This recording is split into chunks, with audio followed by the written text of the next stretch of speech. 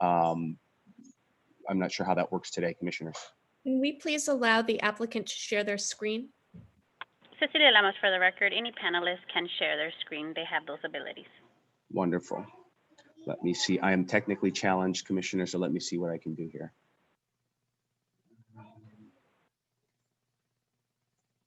Here we go. Has everyone seen the screen? Thank you. Wonderful. As you see, we are located at 17346 Sunset Boulevard. Immediately behind us, where much of our opposition is coming from, are 8 or 9-story condominium towers that dominate the view shed from the beach. You will see the property is located along Sunset Boulevard, north of Pacific Coast Highway, not between the road and the beach. Therefore, we have no coastal access problems based on a physical structure potentially blocking access by the public. We are located approximately 960 feet from the water's edge and about 840 feet from the entrance to the Gladstone's parking lot at Sunset Boulevard.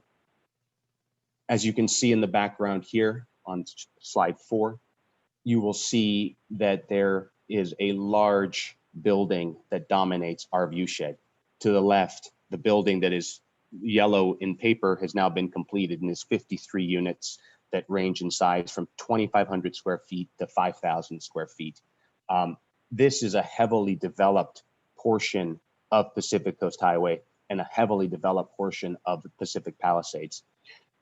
Many arguments have been raised about Coastal Act consistency. We have submitted multiple findings into the record demonstrating that we are consistent with the Coastal Act. The Coastal Act wants housing and development next to existing housing and development. This is what we are doing here.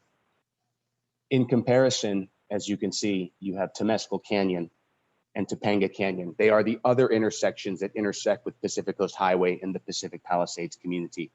This is not where development belongs. This is where we are required to preserve natural landforms. In juxtaposition, I'll take you back to the other slide, you will see that this intersection has very few natural landforms. Most have been disturbed over time. We will redisturb an already disturbed site that's currently improved with the Jack in the Box, which is not urban friendly and not very good use of land given the scarcity of housing we face today. The path to progress is difficult. It takes time and it takes a lot of effort and it takes resiliency, which is what we are demonstrating here. Again, you will see right immediately behind us is the Edgewater Tower development, 8 stories tall. We are adjacent to a shopping center and our opponents will try to define the area under the Coastal Act as immediately next door. You cannot be any different from immediately next door. Well, if you look at the land behind us, they are immediately next door as well. Similarly, across Sunset Boulevard, we've got 4-, 5-, and 6-story buildings. As staff noted, our original design was much more top heavy, much more massive, less beach friendly. We went to design review board and we heard those concerns. We made some changes. The project has reduced the massing at the top levels. The project has changed its aesthetic view to be more beach feeling. We feel we have been responsive to those comments. What we could not respond to were desires to reduce density and reduce height. I want to point out there are no design guidelines that apply to this project area in the Pacific Palisades specific plan. There are some that apply to the Caruso development, but none that apply here. There are no objective standards by which to judge these projects. Again, density reductions and height reductions are what we cannot accomplish. The property by itself, by right, could support 37 dwelling units under the specific plan and under the underlying C2 zoning. We are proposing 39 units. We are 5 stories, 60 feet in height, 60 feet 9 inches. About half of our building reaches that height. The other half is about 56 feet. We slope down from the adjacent Edgewater towers. I won't go through the details. I think staff did a great job of telling you what we're looking for, what we're seeking. Our entitlements are here as well. In terms of Coastal Act consistency, we are permitted within the range of density plus the density bonus unless we can find that it cannot be feasibly accommodated on this property. And we feel that these units can be feasibly accommodated. We are providing 4 very low income units. We have a by right density of 37. We're requesting a slight density bonus, and we are requesting an increase in FAR and height to accommodate those dwelling units. Under the specific plan, we would only have a 2-story building if we had viable retail on the bottom, plus a single story on top. That 30-foot restriction does not allow for the production of housing. The state law was designed to allow us to produce housing on sites that have been unnecessarily restricted. And to use the Coastal Act in this case as a wedge, I think is inappropriate given the context of the area, the height you see behind us, the height you see across the street. We feel the Coastal Act, we feel that we are consistent with the Coastal Act, if not consistent, but actually spearheading where the Coastal Act wants to see the production of housing at all market levels, affordable and market rate.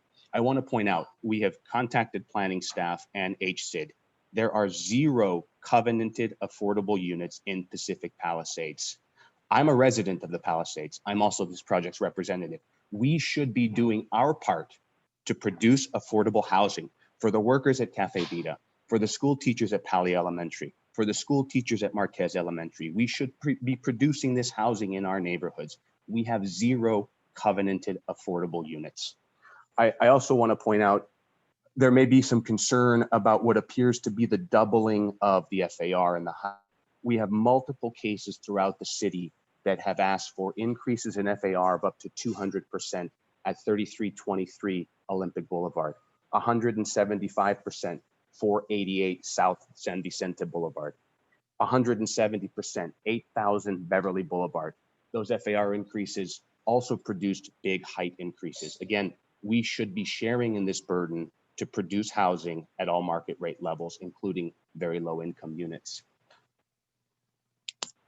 I won't walk you through the project design. Again, I think if there are questions about that, our architect is on the phone today and is able to discuss the design inspirations, the design changes that we have made. I just want to reiterate, this is the view shed you see from the ocean. You see these towers behind us. That is what dominates the character of the area, as well as the other side of Sunset Boulevard. And quickly to touch on the view blockage issue, we provided story poles with Edgewater Tower so that we can show them what the project would look like. These are the story poles in the background. Here is the building rendered in place. This is a location 10 feet below their pool deck, which I think they may have some benches down there, so I'll admit to that. Here, we've got the pool deck. As you can see, the flags in the background. As you see the building rendered in place.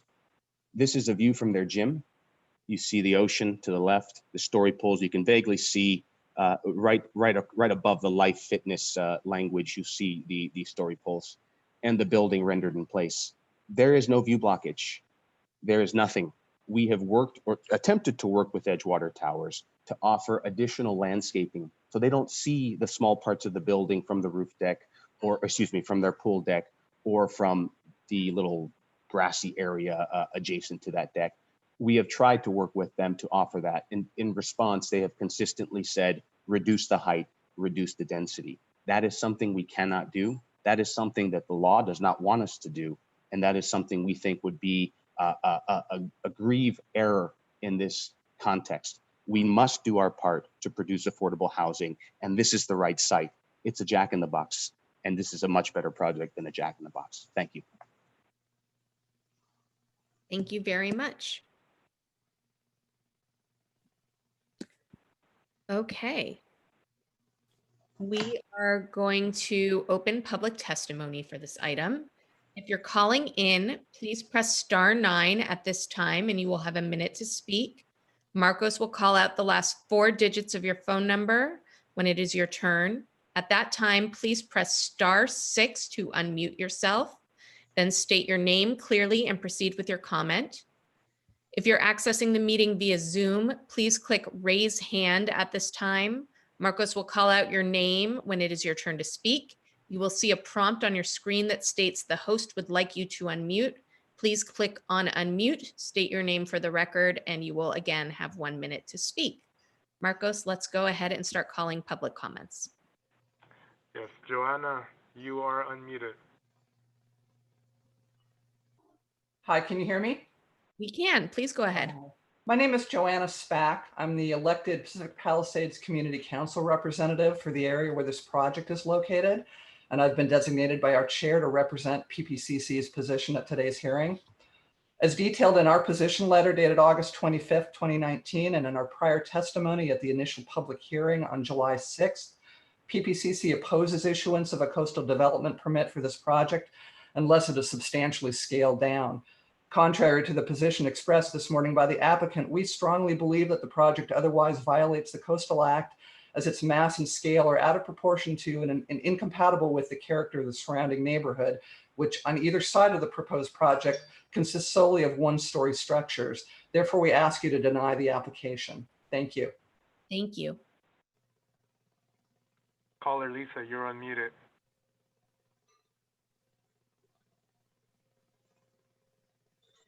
Can you hear me? Go ahead. Yes, thank you for your, thank you for taking the call. I'm sorry, I was working. Yes, can you hear me now? Yes, go ahead. I oppose the development, Lisa Locker. I oppose the development for the issues raised.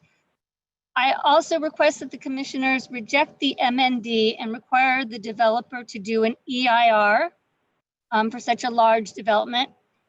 It's going to change our neighborhood completely. And I also ask that the developers are required to have a larger setback than 2 feet for this enormous building right there on the street. Thank you so much. Thank you. Caller Steve, you're unmuted.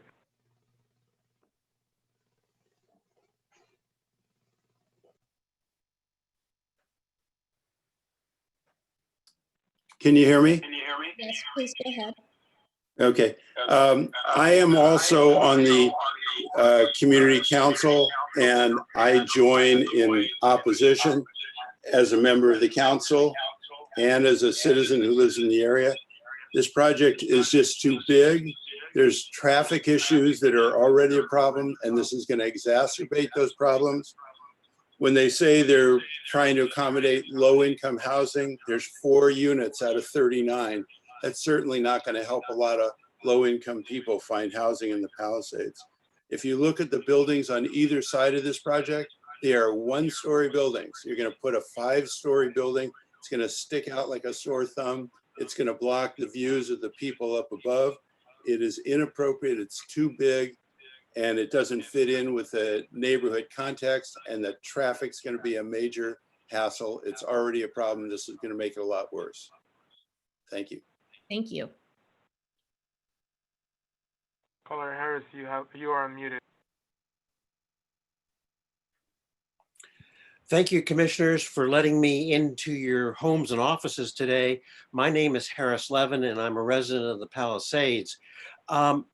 My point is that this project actually trivializes and is a terrible precedent when it comes to affordable housing incentives and density bonuses. Let me ask first, has the 4 units that are going to be for very low income residents been designated on the plans? Does anybody know that? Staff can answer these questions after public testimony. Okay. Well, I have not seen that. And what it looks like to me is because you have a building where a number of the units, particularly on the lower floors, will face basically a 30 to 38 foot retaining wall on one side and a relatively small walkway, perhaps an atrium of sorts on the other. You have basically units that are going to be perhaps not rentable, but at least not attractive units. So what these developers have done is they recognize that they have unattractive units.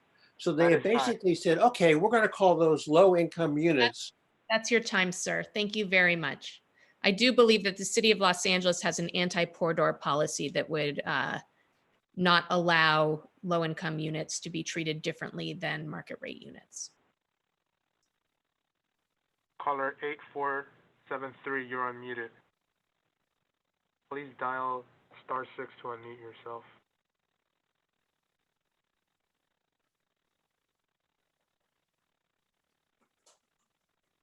Caller 8473, please press *6 to unmute yourself. I apologize. I'm waiting for the next topic. Sorry. Thank you. Caller 2854, you are unmuted. Please dial *6 to unmute yourself. Good morning. I'm Jay Krugman and I live at Edgewater Towers. It's ironic that in this current bipartisan environment, the Palisades are so united. The PPCC, LUC, DRB, PPRA, everyone are all unanimously opposed to this development.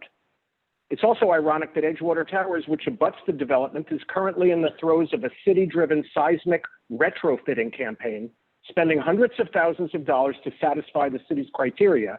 Yet in our city-accredited seismic authority, NGO's expert opinion, the applicant's geotechnical investigation report does not provide enough information to show that the project will not adversely affect the slope beneath the Edgewater premises. Like many of our documents, the NGO report provided to planning, but is missing from the record accompanying planning's recommendations. Many of our documents. There should be at least a condition providing that Edgewater should be allowed to review the grading, shoring, and structural plans to evaluate the potential impact to the slope between the proposed project and the Edgewater premises, as well as the impact to the existing Edgewater structural foundation elements prior to approval by the city. The almost 600 residents who signed the petition of opposition urge you to And I would like to note for the record that the document referenced is in our agenda packet and we have seen it and reviewed it. Thank you. Caller 0127, you're unmuted. Please press *6 to unmute yourself.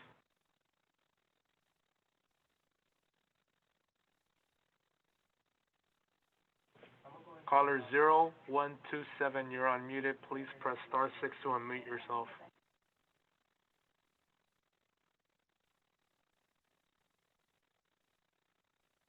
I will move on. Thank you. Caller 2880, you're unmuted. Please dial *6 to unmute yourself. Hi, thank you, Commissioners. This is Sarah Connor. I'm president of the Pacific Palisades Residents Association. We thank you so much for being here, but we urge you to oppose this project. The information that you saw from the lawyer Gonzalez is factually untrue. This project is the California Coastal Zone, and these 4 affordable units do not deny application of the Coastal Act.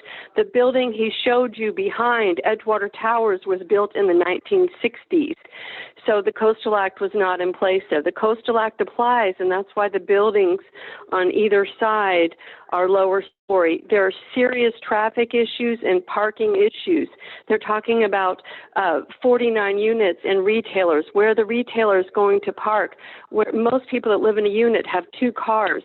This is very serious and could cause lives being taken in the Palisades at this intersection, because at PCH and Sunset, this is a major gateway. There are already a lot of accidents. There's no parking on Pacific Coast Highway. Also, the petition that was turned into you all had nearly 600 names of Palisadians that are against this project. There's an outpouring of this community.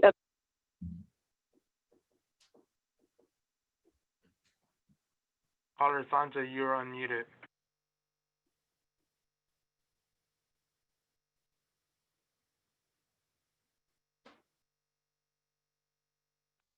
Caller Sanja, you are unmuted. Please unmute yourself. Hi, sorry about that. You hear me now, right? Yes. Yeah, hi. My name is Sonia Traus. I'm a volunteer with YIMBY Action. We're pro-housing group generally. Renters, honestly, all over the state that call in to support housing. There are going to be many, hundreds of future residents here at this complex once it's built and once it becomes part of the community. Like every other apartment or condo complex, before it was built, people were probably against it. But now that it's been built, people move in, and then those people are part of the community, and some of them are here opposing new housing, which is sort of hypocritical. You know, everyone's house was new at one time. I really want to connect this project to the earlier one we were hearing. You know, a lot of people were opposing a lot of, you know, market rate apartments on that Superfund site. And this is Pacific Palisades, a very expensive, very desirable area. So this is where we should be building. Thank you. Caller Carol, you're unmuted.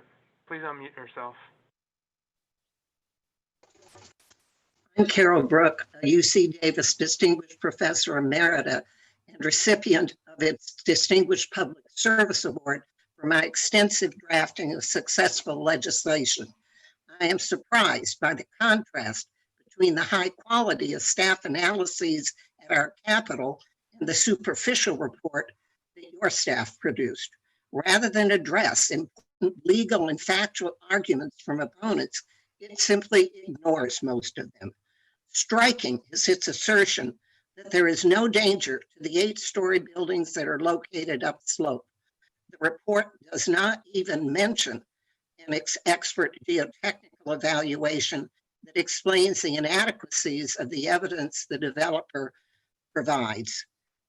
Please vote no on this cynical effort to use low-cost housing incentives to catapult the value of a small lot into a gold mine at the community's expense. Thank you. Thank you. Caller Donna, you're unmuted.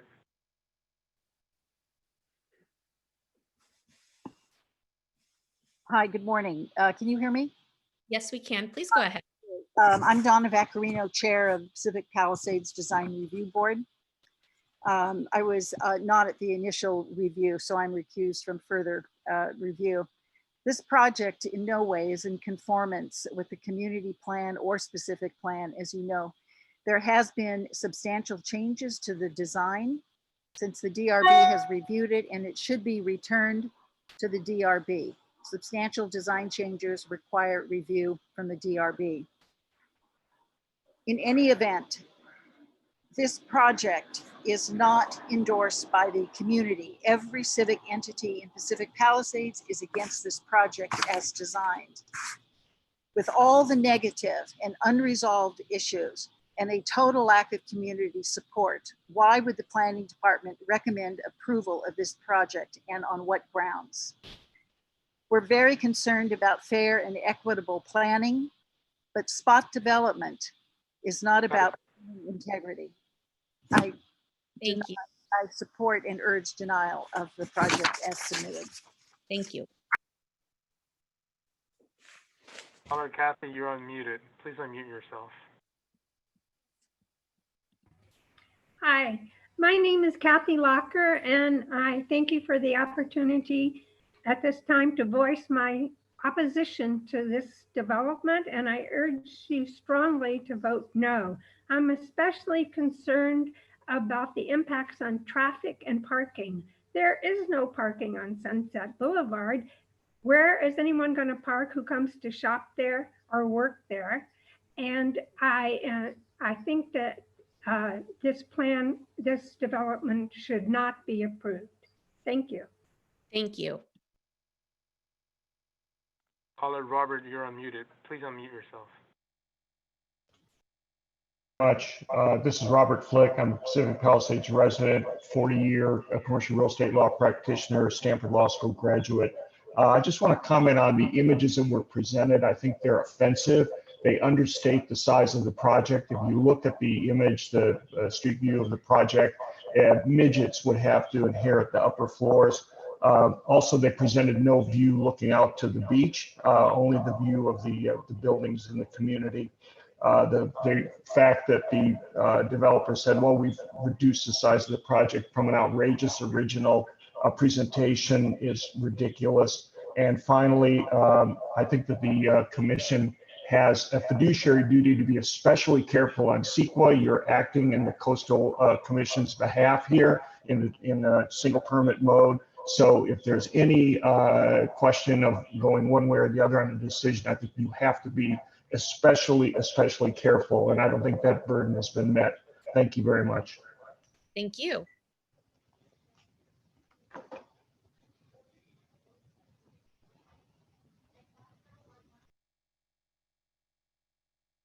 Caller Tom, you're unmuted.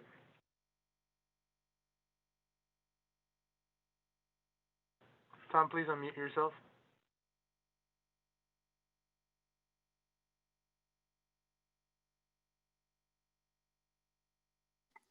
Thank you very much. My name is Tom Weitzel. I've been a resident of the Pacific Palisades Highlands for 14 years. I'm opposed to this development for reasons of safety.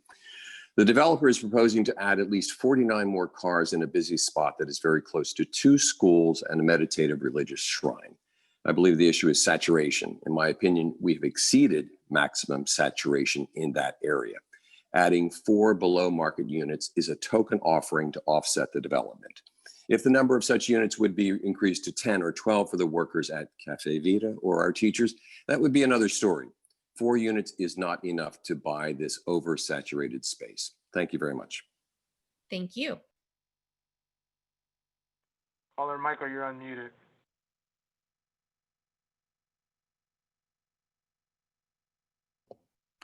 Good morning. My name is Michael Corain.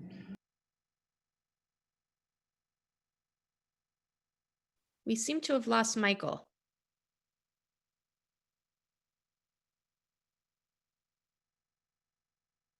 Okay, I will move on and see if I can locate him. Caller Melissa, you are unmuted. Hello, Commissioners. Thank you for your time. My name is Melissa Foster, and I'm on the HOA board of Edgewater Towers. I want to say that I strongly oppose the development for the issues raised, which includes setback, insufficient parking, the traffic issues, and also the development is next to a small retail center which has Subway, Cleaners, and 2 restaurants. And I frequent those businesses, and there's not enough parking in their parking lot, nor can I park on Sunset Boulevard as well. So there is not sufficient parking on Sunset. Thank you for your time. Thank you.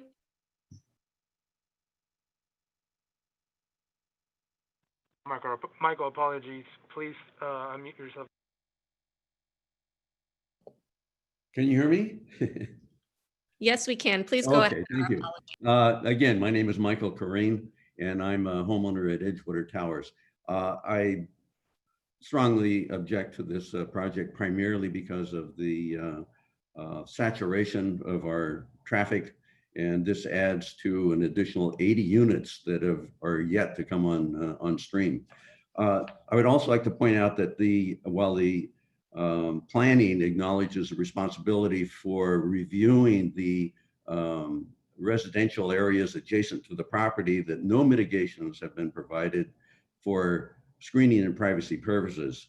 And I would strongly recommend that mature trees of at least 8 feet in height be added to the back wall adjacent to the retaining wall, which is otherwise looking directly from our recreation area into the homeowners' units on the proposed project. We also need some safety wall that would prevent people from falling into the big hole that is otherwise there, and mature trees along the driveway that separates our properties. Thank you, Michael. Caller Dave, you're unmuted. Please unmute yourself. Yes, my name is Dave Larner. I thank you, commissioners, for hearing us today. I concur with the majority of the remarks that you've heard this morning. I am representing the owners of the Vons Market directly adjacent at the corner of Sunset and Pacific Coast Highway. One of my concerns, outside of some of the geotechnical and other issues, is the parking situation. There is not only going to be 39 units with less than 2 spaces per unit, but there's also going to be retail. The developers have suggested that there may be restaurants below as well, and I do not believe that there is adequate parking and that there will be a lot of overflow coming into our parking lot below. In addition, there is a lot of parking issues on PCH itself, and so I'm very concerned about those items. I strongly recommend, even though Commissioner Millman stated that you've read the documents, please, I encourage you to reread those documents and look at the actual objections. I appreciate your time, and I strongly encourage a no vote. Thank you. Caller 0727, you're unmuted. Please dial *6 to unmute yourself.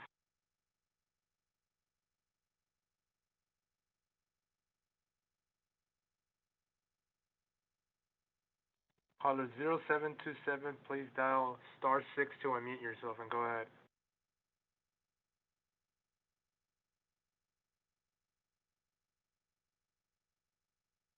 I will move on. Thank you. Caller Eileen, please unmute yourself and go ahead. Hi, my name is Aileen Howe, and I'm a 30-year resident of Pacific Palisades. And I attended both the 2 community council meetings here in the Palisades, plus the design review board meeting. And I would strongly suggest that you review all these documents and vote no on the proposal for this building. It is misleading, very misleading. The photographs that are shown of Sunset Boulevard, it only proves how advanced photography has become, that you would look at this and not realize how dangerous this project is in regards to the current traffic. And that does not include the occupancy of the condominium and apartment units that have been noted. They're not occupied yet, and they have access to Sunset down a long, narrow, winding road. There's no parking on Sunset. I've walked this street. I drive it every day. The backup of traffic would make this a very dangerous situation, not only during the construction period, but during the occupancy of a building that's grossly too big for the law. Thank you very much. Caller Joe, you are unmuted. Go ahead, please.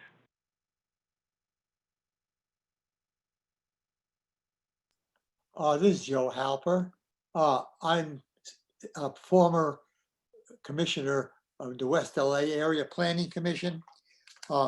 My issue here is in support of the comments you've heard from the community. The reason for that is the legislation that provided the incentives that allows for the development of this particular project is in itself destroying our planning process, which has been in effect and has given us a stable operation. We're now looking at chaos in our planning process.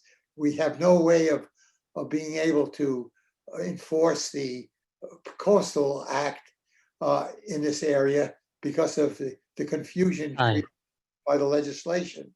I urge you to deny this project. Caller Fatima, you're unmuted. Please go ahead. Hello, yes. I'm a resident of Edgewater Towers, and I look down into the building that JIB location is suggesting, and I oppose the project. It is, all the drawings are misleading. They are going to block, not just block the views, but they are going to be a hazard to the environment. The buildings, it is misleading also because the project manager said, the project lawyer said that the buildings that are across are much higher. However, the buildings that are across, they were rebuilt on the same height that the previous buildings were there before. So it is misleading. Thank you. Thank you. I believe that's the last member of the public that we have. Do we have a member of the Certified Neighborhood Council?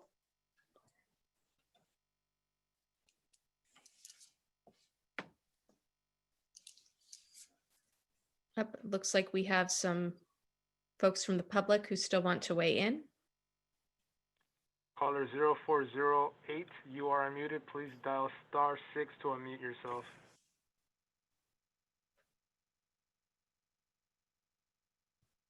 Hi, my name is Beth Holden Garland. I've lived in the area on and off since 1993. Actually used to go to the Jack in the Box when it was a functioning restaurant. But what I was going to say is PCH is so fast. It's like a freeway. Vaughn's, there's never enough parking. And they just haven't done the math. If you have 44 units and you have like 40-ish parking spaces, it makes no sense for the residents alone, let alone a restaurant and other retail in that building. And people go so fast on Sunset Boulevard. To cross the street would be deadly, especially at night. And there's going to be loss of life if they don't plan this correctly. There's just not enough space. It's not practical. And I feel like they're trying to max out profit and not keep residents safe. And it's really a crime to be pushing this forward. So please vote no on this. Thank you. Caller Donovan, you're unmuted. Please unmute yourself. Thank you. Hello, can you hear me? Yes, please My go name's ahead. Tom Donovan. I represent Edgewater Towers condominium. I need a little extra time to address a couple procedure matters before I get cut off. I want to note that planning did not put our Pause time. You are a member of the public, and this is not an appeal. This is an affirmative case. So every speaker on this case gets the same amount of time, which is 1 minute, with the exception of the applicant presenting the project. The certified neighborhood council representative, if there is one, would get 3 minutes, and the council office would have time. But as a member of the public, you will have 1 minute to present. So I would, let's set your clock to 1 minute, and I would advise you to use that time as you see fit. Thank you. Okay. Planning didn't put my July 2 letter in the commission record, nor did they put the expert geotechnical report dated July 13. They're not secondary submissions. And not only that, they failed to address them in their letter. But a further problem with due process is I was contacted by a Pacific Palisades resident yesterday and told me that Nick Vasuthaswat, the planning assistant that signed off on the recommendation report, is operating his own private land use company representing developers while he's employed by the city. This raises questions. I'm not making any accusations regarding anyone in this matter, but it does, given the irregularities with our submissions, create the appearance of bias, possibly bias, a possible potential conflict of interest, and the appearance of impropriety. These things, so I want to raise this issue. I've already reported this to the city attorney. Every day we're hearing about corruption in the city relating to projects and developers, and now we find this. Further, I want to say again, the geological issues that were raised by Edgewater's geological expert have not been discussed by planning at all. Thank you. Caller Brenda, you are unmuted. Please go ahead. Hi, can you hear me? Yes. Hi, thanks. My name is Brenda Contreras. I just wanted to start off by saying, first and foremost, this is Pacific Palisades is actually Chumash and Tongva territory, and I'm calling to voice my opposition to this project. 1, it's exploitative. 2, it's dangerous. And 3, it requires a thorough environmental impact report. To the developer, I say this, this is unfeasible and disrespectful to the community. Cut your losses and give the land back to the indigenous people of this land. To the commission, I would like to see the planning department suggest land back as an action that you can vote on. Thanks. Thank you. Caller 8887, you're unmuted. Please dial *6 to unmute yourself.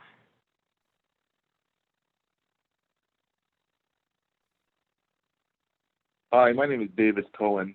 I'm a resident of the Palisades, and I'm calling in to voice my support for the project. People like myself with my young family, we are looking to move into new locations, and there's not enough residences available. A lot of the people on the call that are opposing the call are current residents that are making it difficult for new people to move in the neighborhood. The city of Los Angeles does have a shortage of units, and we hear about it all the time. And the 4 low income is going to help the community. So I've voiced my support for the project. I think more projects like this should come to life, whether they're in the Palisades or any other city in part of Los Angeles. Thank you. Thank you. And before we call the next caller, I just want to state for the record, I've reviewed my packet and I do see the letter from Mr. Donovan as well as the geotechnical study that he referenced. They were provided in the record. They are made part of the record. So the concern about that, I just want to let you know that we did receive and read your materials. Thank you. Caller Patrick, you're unmuted.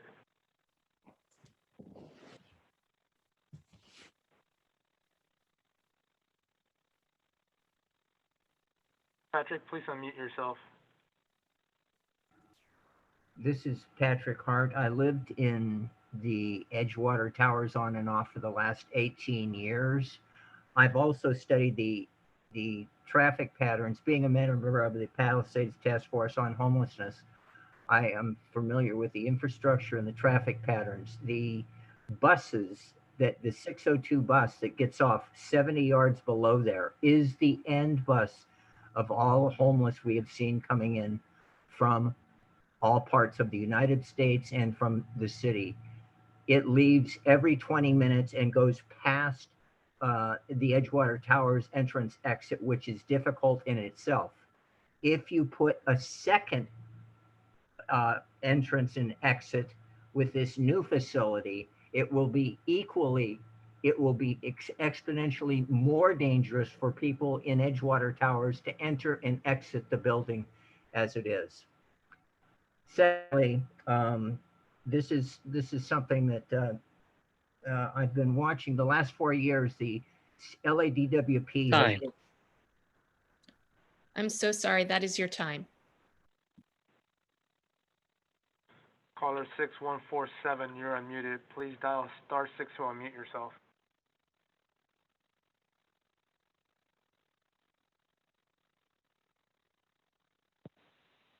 Hello, everyone. This is Jack Sada. I'm actually a community surfer. I actually come by this project quite often, and kind of inform my wife, that ideally this would actually be a great location for us to move into. I've heard the various people come on and represent, all the reasons why this project should not happen. However, for people like us who want to move in, and for me, someone who comes and surfs in the area, this would be a great project for us to be able to come in and move into this community and become part of the community.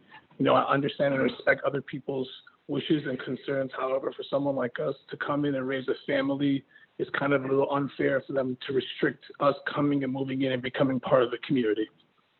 Thank you. Thank you. Do we have a certified neighborhood council representative for this item, Cecilia?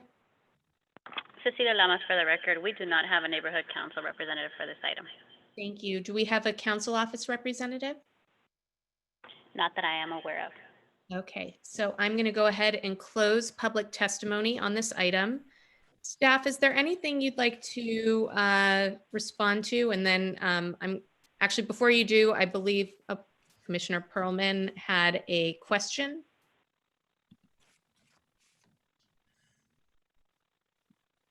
No, I just had some comments, general comments about the project. Okay, so let's go to staff to see if there's any responses they'd like to make. And then I have some comments, and then Dana, you can kick us off after that.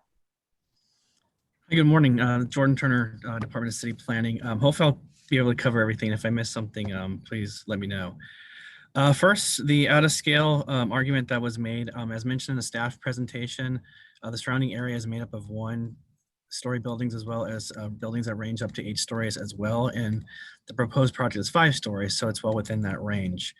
Regarding traffic, there was a DOT approved letter, I believe it's in the M&D packet, and also staff performed a VMT screening. And so there was no, with the VMT screening, there was no additional analysis required. Regarding the designation of the affordable units, that is done by HCID. So planning does not designate which units will be provided or designated as affordable. That is with the housing department. Regarding grading issues, there was an LADBS approval letter, also as part of the M&D that was dated from April 2018. Regarding privacy, as we all know, privacy is not regulated by the city. And sort of the last thing that was mentioned, parking. And parking for the project is subject to the provisions of the density bonus for the residential units and also the provisions of the specific plan for the commercial component. And so if there's anything I missed, my apologies. and feel free to ask any questions for any issues we may have missed. Thank you, Jordan. So just so I understand, the allowable density on site is 37 units, correct? Correct. And they're asking for 39. Correct. Okay, so as part of a density bonus. The FAR on site is 1-to-1 before the density bonus request, correct? Correct. The specific plan limits the FAR in that site to 1-to-1. In a normal zoning context, it would be 1.5-to-1 because it is a C2 zone. Great. And then the height is limited to 30 feet. Correct. In similar situation, if it was not in a specific plan, then the allowable height would be 45 feet. Thank you. Okay, so this is an interesting case, and I appreciate all the members of the community who came out. And I have said this before, when we disagree with the community, it's not that we're not listening and that we haven't taken a significant amount of time to review materials. It's sometimes that either the information you're providing is inaccurate or we have a difference of opinion. In this case, as our commission is talking about equitable development in the city, I see the zoning here as an example of exclusionary zoning, and let me explain. You have an allowable density of 37 units, but the specific plan caps the floor area at 1-to-1 and the height at 30. You cannot develop in any conceivable scenario anywhere close to 37 units. You cannot develop any sort of affordable housing that pencils out with those limitations in place. The state, understanding that in order to provide affordable housing, you need to incentivize and provide developers the space to actually be able to finance those affordable units, said that developers can come and request incentives in order to make the affordable housing pencil out. There is no way to get those 4 units of very low income housing without allowing more height and FAR on this site because of the insane constraints that have been put on development as part of this specific plan in this area. You have an 8 or 9 story residential tower directly behind this project. And I understand that it is aggravating. No one likes construction noise, but to say that this is going to cause some sort of monstrous, murderous impact on the community due to traffic, when you have a drive-through restaurant with cars coming in and out of that drive-through all day long, to me is just not a fair argument. I think that we saw lots of evidence today that the views are going to be protected from that site. And I did not see evidence that these views are in any way going to be hindered to the ocean from this site. In fact, that's why you do story poles along coastal areas, is to demonstrate that the views of the ocean will be retained. I think that this is exactly where we want to see affordable housing going. And frankly, we had a heat wave this week. When we talk about environmentalism and being in our carbon footprint, when you put housing in the areas of the city that allow density, which tend to be the lower income, hotter areas of the city, and you disallow development in areas of the city where on days where it's 100 degrees in the valley, you can open your window and get an ocean breeze. That's not environmentalism. That's not environmentally friendly development. We need to figure out a way in our coastal zones to allow a modest amount of increased density, as this project does, that is mixed income, that allows people to live in an area of the city that I believe I heard staff say has, or the applicant say, has 0 units of affordable housing. I believe that this is contextually sensitive, and this is precisely the type of development that we need to see in this area. I will go to Dana, who is next, and then anyone else who would like to weigh in. Dana, please go ahead. Sorry, I was muted, which is probably how you all prefer hearing from me anyhow. I, Samantha, thank you for leading us off with that. I do want to thank the members of the public for coming out. I understand your concerns. I sympathize with your concerns. I lived in the Hollywood Hills for decades, where view was a very integral part of why I chose the properties I lived in. And it was of concern when neighbors would construct and block my views. Unlike the coastal area in the Hollywood Hills, they're not protected in any way, shape, or form. And that was just something that we lived with as part of living in a city. Here, there is some protection, but I think that this developer has more than adequately addressed the concerns and complied with the Coastal Act. Contrary to what some of the members of the public said, I want to be clear, we have an overwhelming amount of material in front of us that supports this project. I counted over 1,400 pages of materials that I reviewed.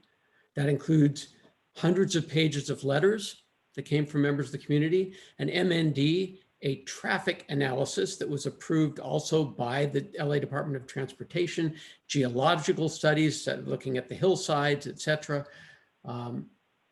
There are no significant impacts, none, that have not been mitigated. With respect to traffic, there's no significant impacts at all. So it's really, I've lived in Los Angeles my entire life, and we all go around and complain about the traffic except during COVID. And it's a valid complaint. But we need housing, as David Ambrose started off our meeting with his comments talking about different ways we have to look at allowing every area of the city to share the burden to have increased housing. That's not just, as Samantha said, in lower income areas, which tend to get more of the density, but throughout our city. And especially in areas like this. So the gentleman we heard from that goes out and surfs there and wants to live in an area like this with his young family, by the way, will not be getting in a car to go surfing, but will be able to live across the street. I think this is an excellent project. The one thing I think it's got one flaw, and that flaw is that it's not does not provide as many units as was originally planned for.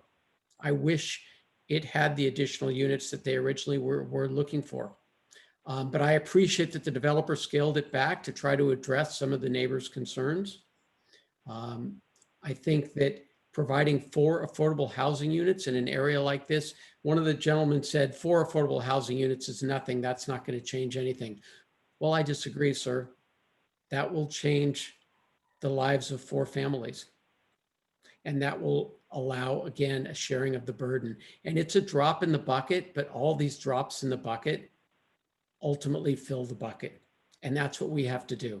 So whether it's in wealthy areas like Pacific Palisades, or whether it's in areas that are more financially challenged, such as other parts of our city, all areas of our city need to be available to allow increased housing, and especially housing that will allow families of different income levels to live there and enjoy the area. So I think this is fully compliant with the Coastal Act. I think the MND is more than adequate. There is no need for any further environmental review, and I support this 100%. Thank you, Dana. David? Thank you. I think you said it quite well, and I would just echo everything you shared, Commissioner President. The question I have for staff is, are we able to approve the original request with regards to the number of units if we so chose?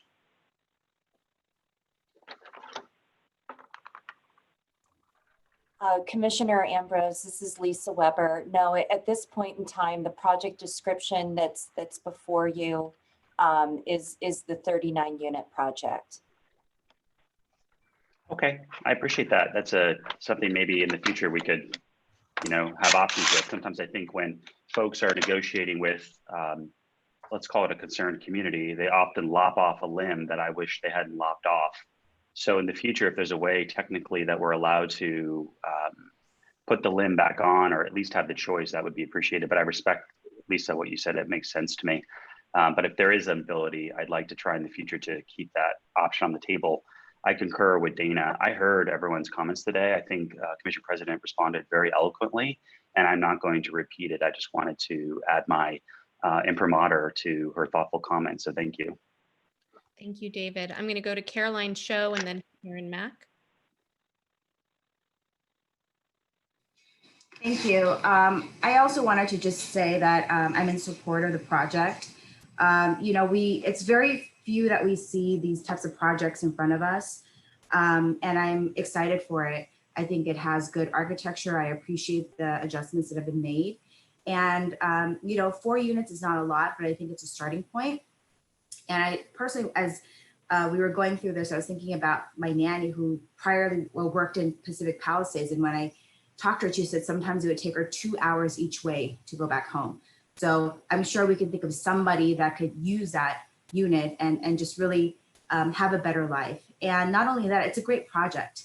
I really look forward to it being built. And the one question that I did have for staff is in regards to one of the comments that was made in regards to the seismic. Can staff comment on any effects or anything that may happen with the project in the back? I think it was Edge Tower, was it? What was it called? Good morning. This is Juliet O, Senior City Planner. The project did submit a geo and soils report to the Department of Building and Safety Grading Division. So Building and Safety did approve the geo and soils report. And as part of their additional review, they did have recommended conditions. And so as the project moves forward, Building and Safety will be monitoring to make sure that construction and grading and excavation is done in a safe manner. Okay, great. Thank you. Thank you. Karen? Mute myself. Okay, good. So generally, I really am listening to the community and really thinking about self-determination for the community. And, you know, we've heard loud and clear that the community is against that, but I want to say I really appreciate President Millman's comments and also the other comments that have been made by my fellow commissioners. I really, you know, the fact that there's no affordable housing in this area is a real indicator of a challenge. And in this time when we're really looking at, you know, equity and just how people are served throughout the city, this is an example. And, you know, I wonder if it's a inspiration for some self-reflection by the community about, you know, who are we and who should we be at this time when we are, you know, as a society focused on evolving in a way that is more inclusive. And so, you know, I want to say I so appreciate the voices of the residents, but I want to just put that out there and encourage you, you know, as you think about the community you want to create, you want to come into being, you know, to take those ideas into consideration. And on that note, I will support the project. Thank you, Karen. Are there any other comments, Vahid? Yes, thank you. I'll be quick. I don't take issue with this specific project. I just wanted to bring up broader issues that maybe we can have staff put into use in future projects. Unfortunately, it's taken me 3 years to kind of figure out off-menu, on-menu incentives. I personally think it would be a good idea to bring some level of transparency to off-menus, and when we prepare presentations, if we can just share with the public and with the commission what we've done with off-menu. And I think that'd be helpful, not just for me, but for the community to see that they're not necessarily out of scope and out of scale with what we've done across the city, as I think the applicant shared. But if we could do that as a department, as a city, I think it would go a long way. The second piece is more generally on the density bonus. This one was a little troubling for me to get to support. And I think a larger reason for that was that, yes, Samantha is correct, that I can't even understand how you could build 37 units on 2 stories and on a 1-for-1 scale. And I think it just calls to the idea that we need to update our density bonus laws and how we get there as a city to make it a little bit more easier for the applicants, easier for us as a commission to understand, easier for the community to understand how we get to density bonus incentives. I just also mindful of, on the surface, until you start digging in, that 37 units on 2 stories, if it was possible, would be more affordable than 35 market rate units across 5 stories. But then just looking at the plan, they seem to be the same size of a standard unit. So you have to dig in to kind of see that. And I had a chance to do that just reviewing the plans in the project. So I just wanted to express that and see if going forward we can, how we can address the off-menu transparency, how we can revisit density bonus in making it a little bit more clear. Thank you, Samantha. Thank you. And I believe that we are going to be reviewing density bonus. There is an update to density bonus that's coming to us, which will be a great opportunity for us to have that conversation. And, as Vahid's talking, I think it's important to keep in mind not only the percentage increases, but the standard heights, right? Like, this area of the city is limited to 30 feet, whereas most C2 properties are 45 feet. So they need a smaller percentage of an increase to get to the 5 stories than this area, which, as I said in my opening statements, I think is a perfect example of exclusionary zoning. For that reason, you don't give the opportunity to realize the allowable density. So I agree with Vahid. I think it's great to have these conversations. And the more that we can have these conversations, I think we educate not only ourselves, but members of the public on how this process works. The on menu, which is a more ministerial process where we are not the decision makers and don't hold a public hearing and don't see it unless it's appealed to us, versus an on menu density bonus, which has that extra layer of public hearing and approval by this body. So I look forward to having that discussion and educating ourselves and people at large.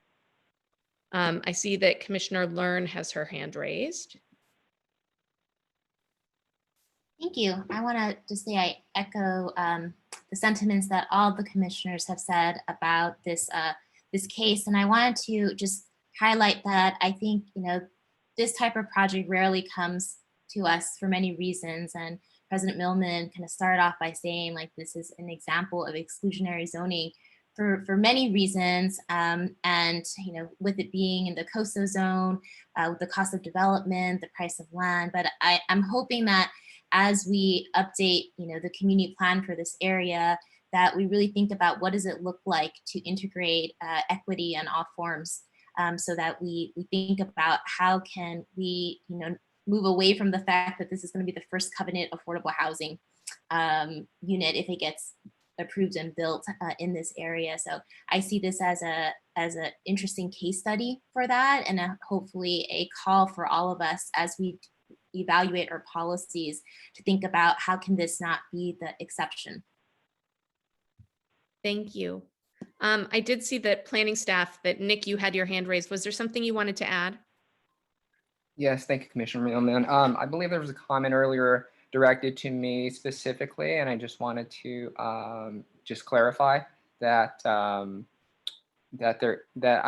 have prior to joining the team, I was operating a business, but but since transitioning on board, I haven't been conducting any private business, so there is no conflict of interest known from past clients to the applicants that are represented today.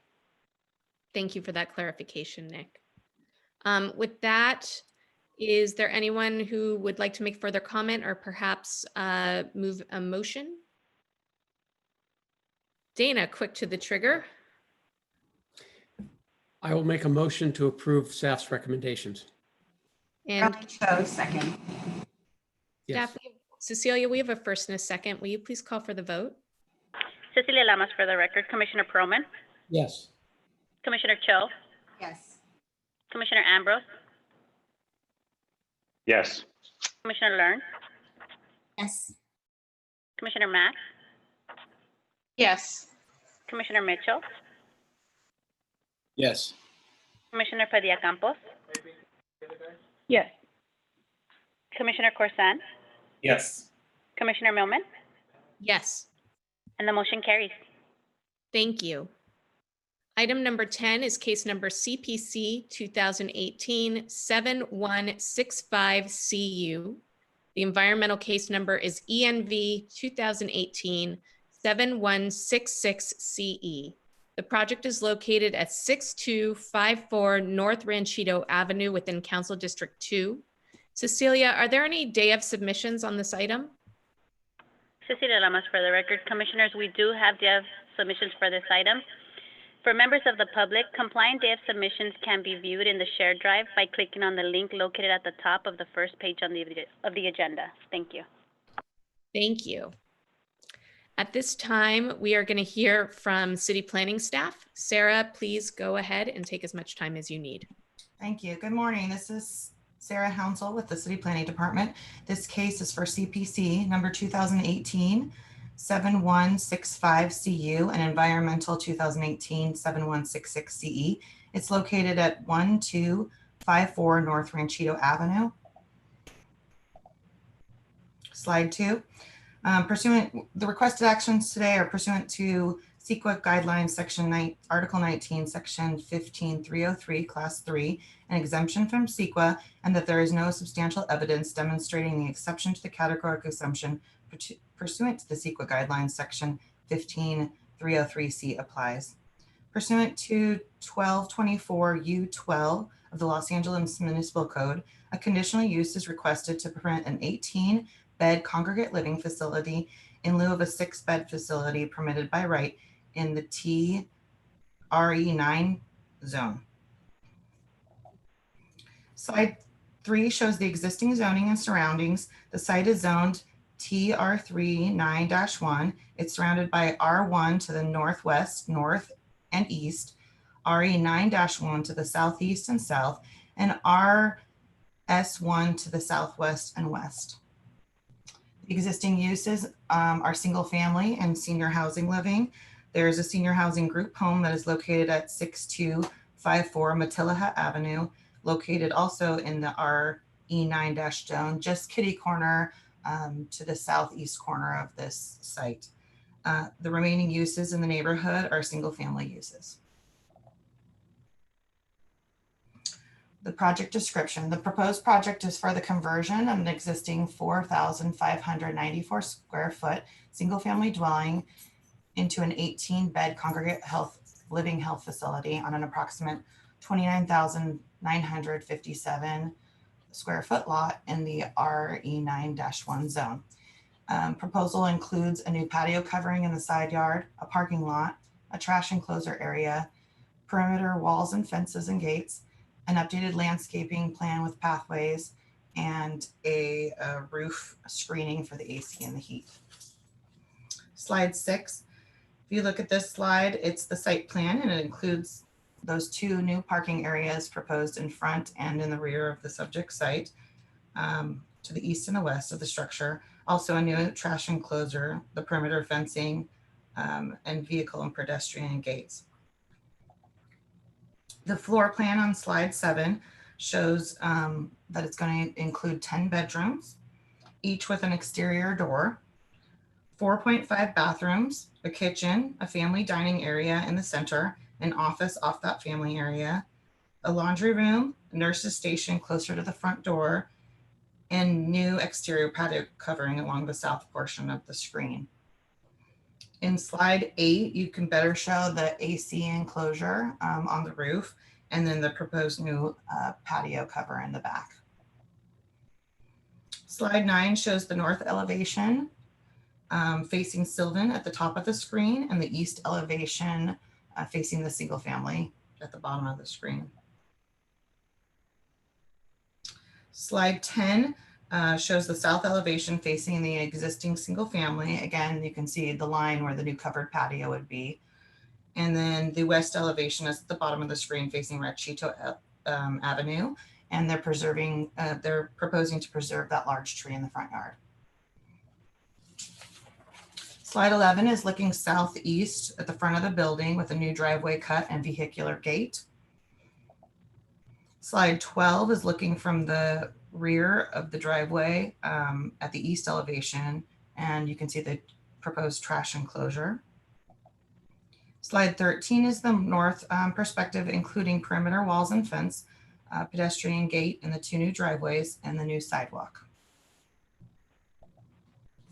Slide 14 is a bird's eye view from Sylvan Street looking south. Slide 15 is the conceptual landscape plan proposed to maintain the large existing tree in the front yard and new landscaping to buffer the parking area and provide shade.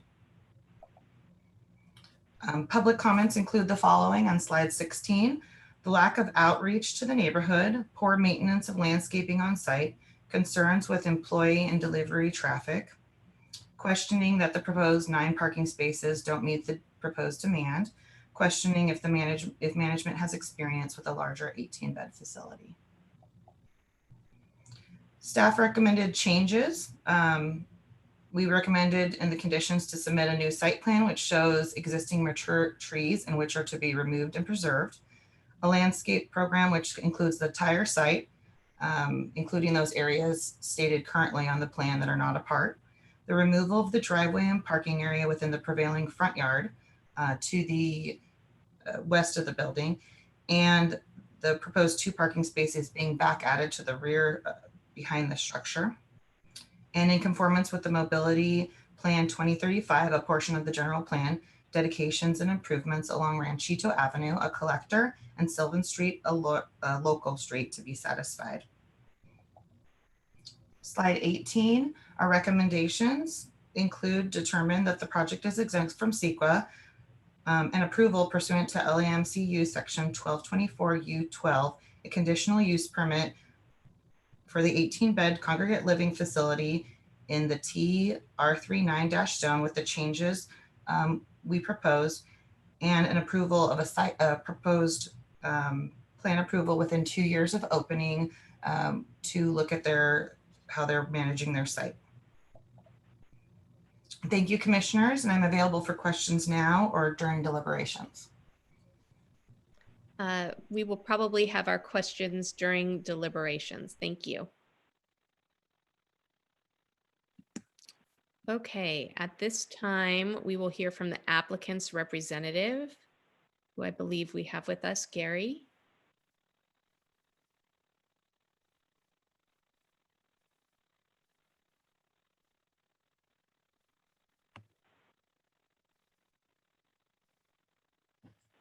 Cecilia Lamas for the record, Commissioner Millman.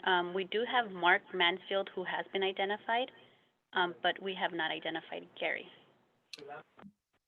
Okay. Should we have Mark begin the presentation then?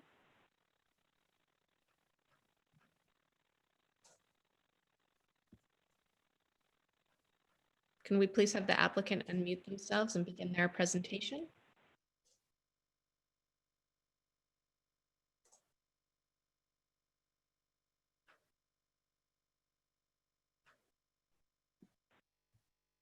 I see 2 people identified for item number 10.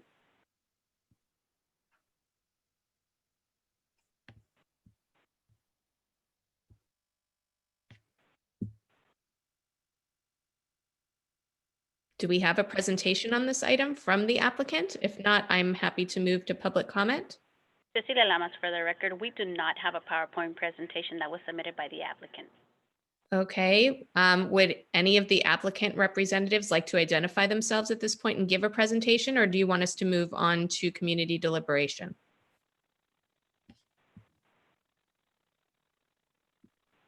Sarah, this is Lisa Weber.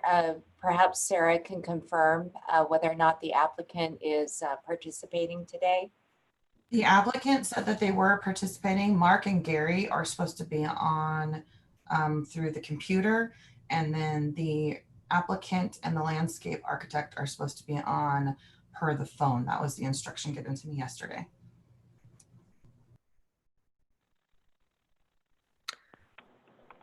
Cecilia Lamas, for the record, Commissioner Millman, Mark Mansfield is in the panelist. He is unmuted, and we also do have Ziedman. Okay, Mark, you're unmuted, but it seems like we cannot hear you. He has remuted himself.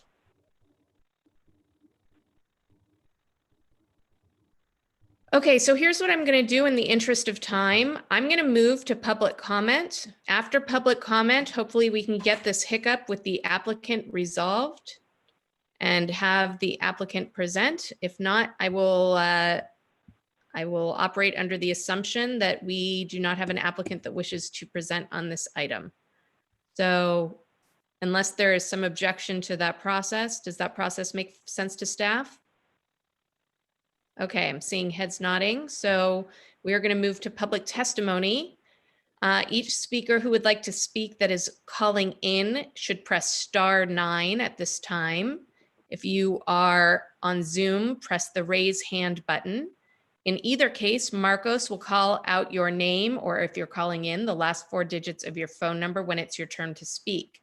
If you are calling in, once you hear you are unmuted, please press *6 to unmute yourself, state your name for the record, and begin with your comment. You'll have 1 minute to speak. If you're calling in via Zoom, once you have been called by name, you will be told that the host would like you to unmute. Please click on unmute, state your name for the record, and begin your comment. I will allow or ask Marcos to please start calling public comments. Thank you. Caller Dan, you're unmuted. Can you hear me? Yes, please go ahead. Hello, my name is Dan Sarto. I live a couple blocks from the proposed hospital location. I'm speaking today to voice my opposition to the expanded hospital facility and stand alongside others in the community that are sharing their concerns today. This expanded facility will compromise safety, especially for children playing and for pedestrians in the area. It will bring unwanted traffic, noise, trash, and activity. It's arguably unsafe during a deadly pandemic, and the people it will impact most are firmly against it. I urge you to consider these facts when rendering your decision. Thank you. Thank you.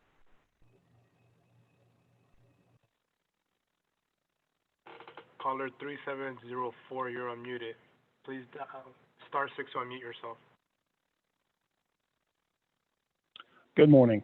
My name is Cosmo Moore. I'm on the Greater Valley Glen Neighborhood Council for this District 4. I'm calling to voice my strong opposition to the project. They have 9 parking places, but they're going to have 3 shifts of workers. There's not going to be enough for the change of shift. Those people coming into work are going to have to park in the street. I'm familiar with the property. These owners have left it overgrown. They said at the February meeting that, oh, well, we're going to take care of it now, but they have shown no faith to the neighborhood that they're going to care for this property and make it look nice. They've done nothing over the last bunch of years, and I find it offensive that they're going from 6 and asking for 18. You know, it's reasonable to say, hey, let us go to 10, maybe even 12, double. But to go 3 times in the same space, it seems to me very unreasonable. And and we had a neighborhood council meeting back in February where we had over 50 members of the public come and voice their opposition. So, thank you. Thank you. Caller Caroline, you're unmuted. Can you hear me? Yes. My name is Caroline Sieu. I have lived at 13855 Sylvan Street for the past 12 years. My house is located directly across from the Ranchito property. I am strongly opposed to the project because of issues including traffic, parking, neighborhood safety, and noise level. Another issue is poor trash management based on observing how the petitioners have managed the property when it was used to host 6 patients. I witnessed for years a long row of trash bins on the street on collection day, overflowing with medical waste, with trash falling to the ground. Not only is this appalling, but extremely unsanitary and unsafe. We are a neighborhood alive with people walking on the street, with their children, with their elderly, with their pets. I do not want my street to be littered with medical waste left behind by a facility operated by people who do not care about our community. Ty. Thank you. Thank you. Caller Avalon, you're unmuted. Can you hear me? Hello? Yes, Okay. go ahead. Hi, my name is Pierre Sieu. I live at 13855 Sylvan Street with my wife and 2 young daughters. My house is right across the project. My kids' bedroom is about 50 feet away from the proposed hospital. They play in the front yard all the time, and an 18-bed commercial facility would bring a lot of traffic and strangers in the neighborhood. During the day, employees and caregivers will come in and out of the property, parking in the streets in front of my house. At night, such an establishment will surely require emergency vehicles to come and take care of the patients with sirens and flashing lights. I don't feel safe seeing strangers every time I open my door. And there will be dozens every day, not to mention parking and medical wastes. I'm very concerned for the safety of my daughters, and I'm fully against such commercial developments across my front yard. A big business like this has nothing to do in a peaceful residential neighborhood. Thank you. Thank you. Caller J Dragon, you're unmuted.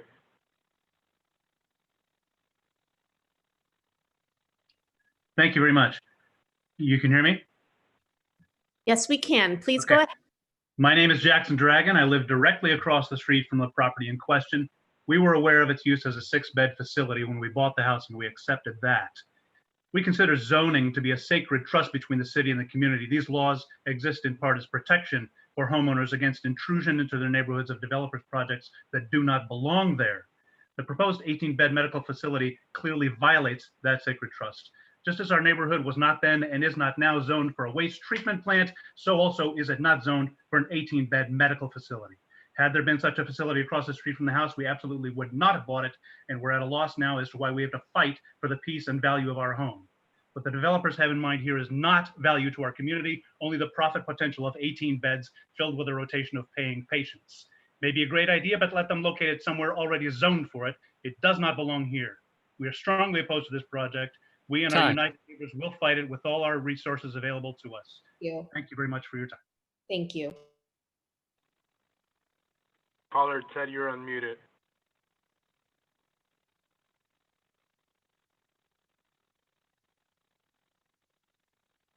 Ted, please unmute yourself.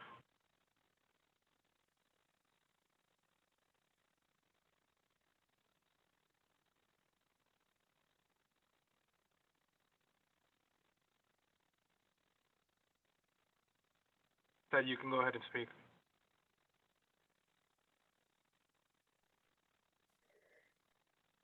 Ted, we can't hear you. I would recommend that you call back in and do your testimony telephonically, as it seems the microphone on your computer is not functioning.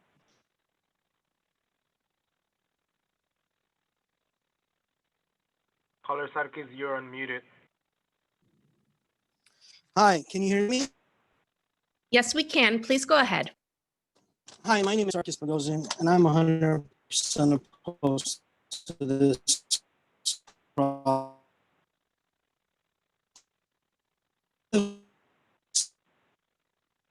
Sarkis, you are breaking up. We cannot hear you. proposed project. I have two traffic in place. As all with. Can you hear me now? Yes. Hello? Yes, I'm sorry about that. So, playing on the block, and ambulances, delivery trucks, oxygen trucks, and all the extra cars that will be from visitors and doctors on an already trafficked street with two intersections already in place that are blind. Also, I've been picking up their trash since it was a 6-bed facility. I'm talking about needles, all sorts of medical waste that would flow into my yard. I've written them letters, reached out several times to please take care of the filth, and with no response, it's actually gotten worse. Also, with the COVID pandemic, I really don't think it's safe to move 18 people in this facility because of all the elderly residents and everything else. I am strongly opposing this project, and I also use every resource I have. Thank you for your time. Thank you.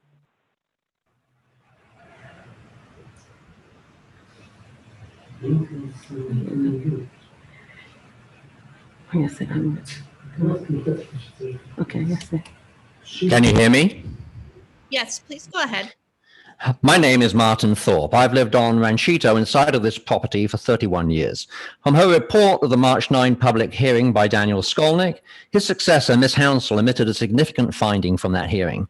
After 29 people spoke in objection to the project, plus members of the Greater Valley Glen Neighborhood Council, the applicant's representative asked to speak again and said that having heard all the opposing arguments, he could no longer support the project. And if he had known the level of opposition to it, he would never have supported it in the first place.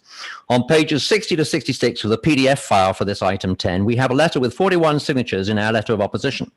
Page 76 onwards lists vendors and professionals with vested interests in support of the applicant's past endeavor. None of them reference a scale increase to 18 beds, 3 times what they experienced before. There have been 38 COVID deaths in 3 Van Nuys Sherman Oaks congregate facilities out of 1,200 deaths county-wide.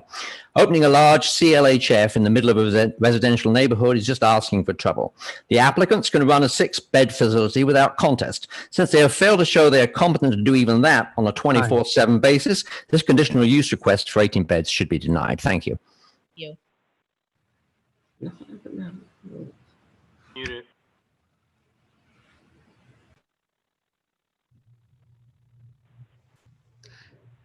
Hi, my name is Zena Del Lowe. I am new to this neighborhood. I just am in the process of purchasing the home.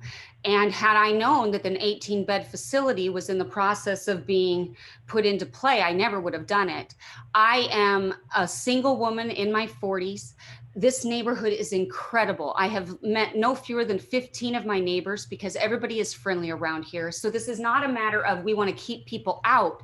It's about preserving a neighborhood that has cultivated a very communal feeling. And this 18-bed facility would really disrupt that, especially with all the safety issues. It's already an eyesore even now. It's only going to get worse when there's 18 people there. Please, please, this is not a neighborhood that is zoned for this facility. Please vote no. I appreciate your support. Thank you.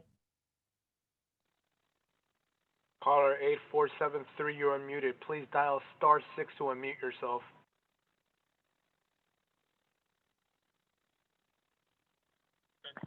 Can you hear me? Yes, please go ahead. Okay. Hello, I'm Rena Spiegel. My husband and I live at 6229 Ranchito, 3 houses from the proposed hospital.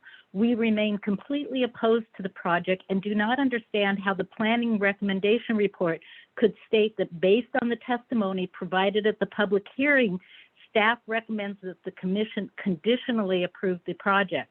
What testimony? 39 neighbors living near the proposed project attended the hearing during work hours and opposed it because it's too big, and the owners were bad neighbors when they operated their 6-bed facility. It was poorly maintained, trashy, noisy, and now they want to run an 18-bed business that we're expected to believe will not negatively impact the neighborhood because they'll do such things as asking their employees to turn down their radios when they go in and out. Well, there was no testimony from neighbors to support this project. In fact, just the opposite. Please do not support this project even conditionally. Thank you. Thank you. Caller Wendy, you're unmuted. Hello, can you hear me? Yes, please go ahead. Hi, I'm Wendy Dixon and I live on Irwin, just down from Ranchito. I oppose the project and increasing the facility size. I moved here 2 years ago with my husband and 2 sons. We like the quiet neighborhood, the trees and vegetation, and the fact that people walk around the neighborhood, that my older son can walk to and from the Orange Metro bus daily. Even being a quiet neighborhood, we have issues with traffic and parking. Cars often speed on Irwin Street, even with speed bumps. At peak times, the road has significant traffic. Parking is an issue. Cars already block our driveway exit, requiring us to call the city parking enforcement to ticket the cars. An 18-bed hospital on Ranchito in the interior of the neighborhood will make traffic and parking issues much worse and will change the quiet nature of the neighborhood. Let's keep the zoning the way it is and not give a waiver to increase the size of the facility. Thank you. Thank you. Caller Larry, you're unmuted.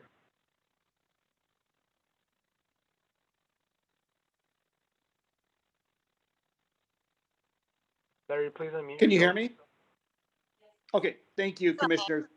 At your hearing, I was there and was also left out. After the hearing was almost done, the representative from the owner got up and said, everything that was just said, the medical waste, the traffic, the noise is all true, but it was only because they were getting county money and now they're going to have private money. These people cannot be trusted. After they left that meeting, they said they would clean the property up. The weeds until just about 3 weeks ago were 4 feet high. They don't care about the community. Look at that record where they got up and said all the medical waste that all the people around in the community had to every day pick up was true. The traffic, the noise, they wouldn't answer our complaints. All of that was true. That's why if they did that with 6 beds. Fine. Thank you. Thank you.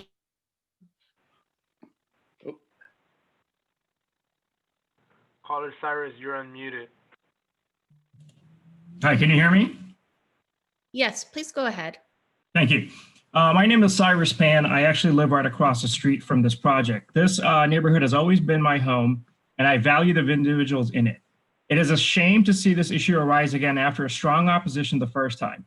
What was the point of having such an extensive meeting for it only to be brought back up during a global pandemic, which limits the activity of neighbors like myself who oppose this project at every turn? I have 2 small children who are active and play on the streets regularly. Aside from the growing traffic in the area, this project only adds to the existing issues. We have experienced negligence, trash, and waste problems, along with added traffic in the past. Can you imagine what it will look like with 18 beds? We can safely presume that this issue will be worse tenfold if we allow such a large facility to open so close to our homes. We have a right to peace and enjoyment of our dwellings. I ask you to put yourself in our shoes and pretend this is your home being bombarded by dozens of issues. I ask that you find it in your heart to show some empathy and have a positive impact on our lives with your decision. Thank you for your time. Thank you. Caller Samsung, you're unmuted.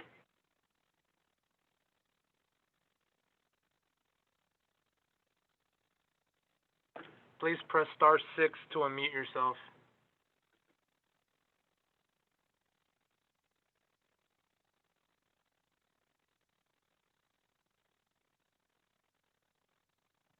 Caller Samsung, please press *6 to unmute yourself. If you are calling in from a Samsung phone, we don't see your phone number listed. So if you are on a Samsung, please press *6. It is your turn to speak.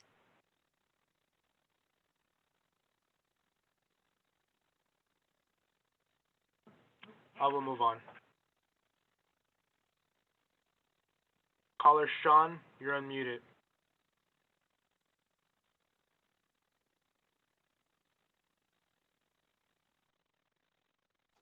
Hi, can you hear me? Yes, please go ahead. Thank you, Commissioner. Actually, based on the previous secretary records we have with this neighbor, with this owner, they're absolutely not only careless, they're very rude. In fact, a few years back, I confronted the owner. I asked him, why is this trash and all of this negligence going on? And they simply told me, go and sue us. And based on 50 people of the neighborhood come out and they oppose this project, city planner simply says, you know what, I'm going to go with the project and I'm going to just ignore all of you guys. We live in such a neighborhood that we all know each other. We care about each other. I care about the safety and cleanliness of our neighborhood. But simply city planners doesn't see that. And I really strongly need, we need your support, and we need your actually attention to this project, which actually is going to degrade and devalue our neighborhood. Thank you.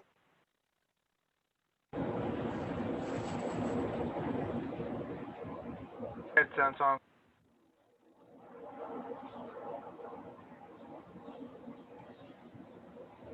The caller calling in on their Samsung, you're unmuted, so please go ahead. Can you hear me now? You sure can. Do I have your undivided attention? My name is Connie Blankenship, and I have lived here 17 years. My house is just 7 down from the proposed hospital. Please think of me as someone you care about.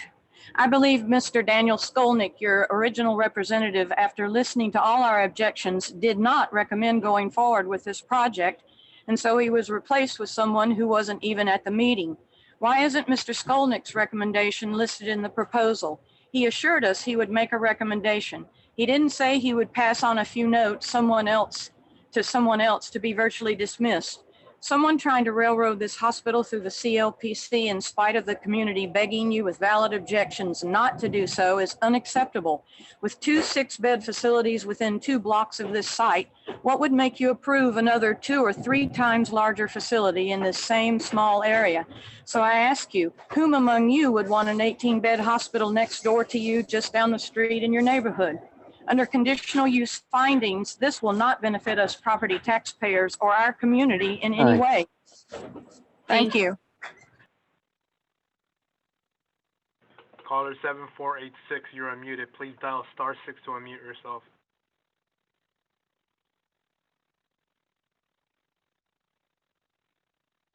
Hello, can you hear me? You can, please go ahead. My name is Ted Gelberg. I live at 6254 Matilaha, 4 houses east of the project, and I have 3 other homes that my children live in within the affected area. I've lived here since 1955, raised my family, and now my kids are raising my grandchildren in the same neighborhood. This property has been neglected ever since it was a 6-bed facility with weeds growing 4 and 5 feet high. In fact, when the sign was placed for the public hearing on the property, you couldn't even see the sign because it was buried in the weeds.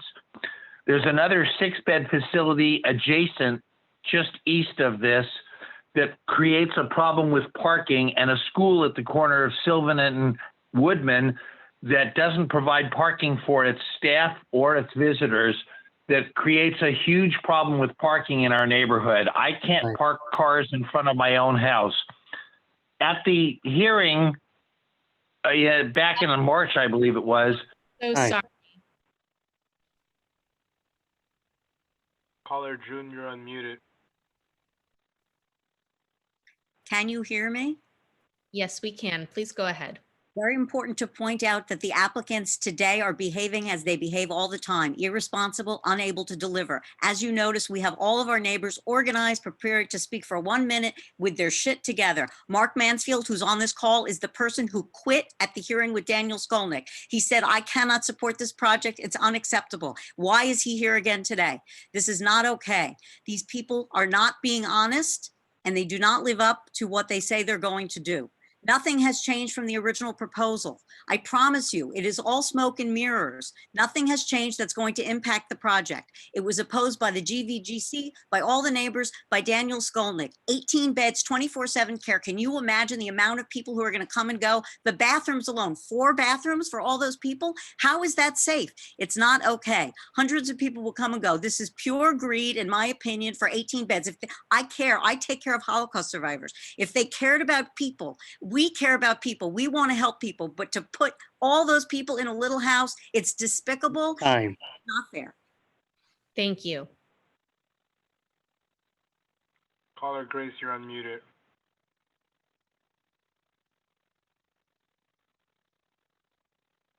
Grace, please. Can you hear me? Yes, please go ahead. My name is Grace Lee. I live cross street from the 18 project back. As we all aware, nursing home, health facility, medical facility are potential public health hazard for infectious disease. Ever since the COVID-19 broke out, we have heard so many horrible stories about nursing home facilities, and the staff member work on the facilities. Usually they carry infectious disease from one facility to the others. Besides that, usually on the day before the trash day, we have people rummaging from trash bin to trash bin looking for recycled items. So the trash produced from the 18-bed hospital will likely contain the infectious agent. It will be a source to spread to the infectious agent to other families around the neighborhood. We want to protect our seniors and the youngsters in this neighborhood. Thank you for your testimony. Caller 2545, you're unmuted. Please dial *6 to unmute yourself.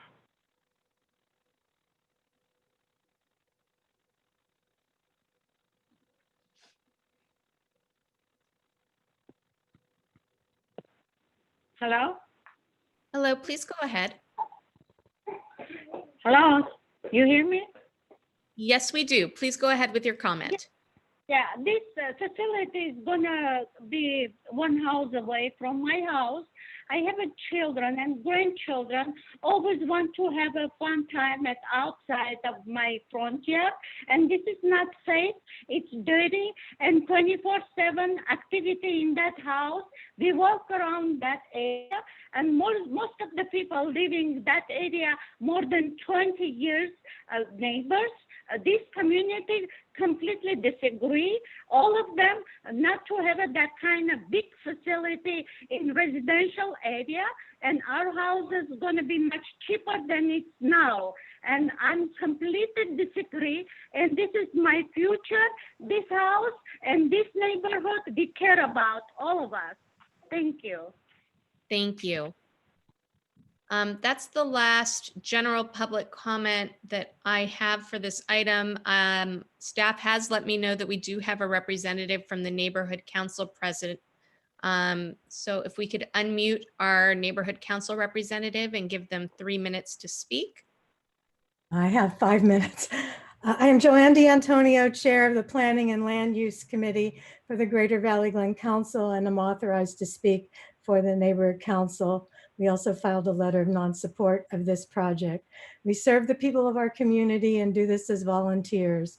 Our stakeholders are a tolerant, diverse combination of people, some of whom have lived here since mid-century, some born in this neighborhood, and others who are arrivals from many countries and other regions. We try our best to communicate and get along. We strive to be neighborly and maintain our properties. The applicant does not live here, and the landscape has been neglected for many years. The home has been vacant for over 3 years. Now the property owner is looking for support. The applicant was asked to present the project at our neighborhood council meetings in February and March. Only the neighbors came. They voiced their concerns loud and clear in public comment at 3 neighborhood council meetings and brought a petition. They also filled the Brody Center at the Brody Center for a hearing where Daniel Skolnick was the hearing officer. I was there. At the end of the nearly 3 hours of testimony, I watched Mr. Skolnick shake his head and say, "I've never seen anything like this." Even the applicant's designer, who had come down from Santa Barbara, admitted he had never been to the neighborhood where the property he had redesigned was located.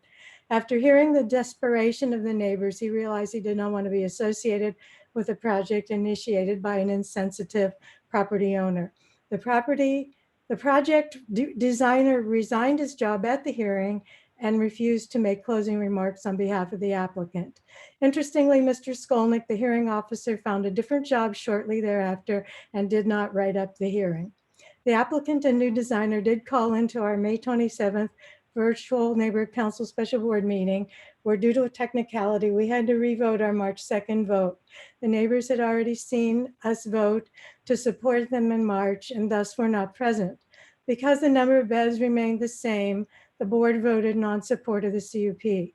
But at the request of the council office, I re-agendized the Ranchito CUP request for June 29th committee meeting to try to initiate new dialogue. But the applicant's representative did not feel he could convince the neighbors to support and would not attend. I canceled the scheduled meeting. If you approve this CUP, you're providing opportunity for this property owner to create further nuisance. I can't tell you if the new designer has been to the property or the neighborhood, but why would he plan to remove a huge heritage deodar shade tree and get rid of the perimeter privacy trees separating the next home? These are not in the way of any building construction. He is removing dirt and adding heat island hardscape in a region that gets 100-degree weather.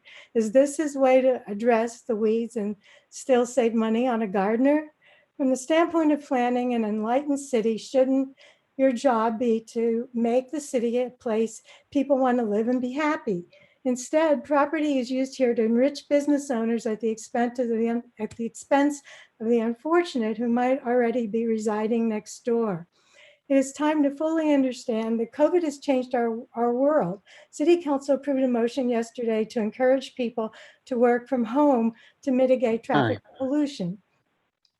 I'm sorry, that is your time, but I can assure you that we fully understand the intent of your comments. Thank you very much. If you could give me one more sentence, we will see less need for commercial property because consumers are getting used to order online. Isn't it more appropriate to locate a hospital-like facility in repurposed commercial areas? Thank you. Do we have a council office representative here today? Cecilia Lamas for the record. Yes, we do. We have Adrian from Council District 2. Welcome, Adrian. Take as much time as you need.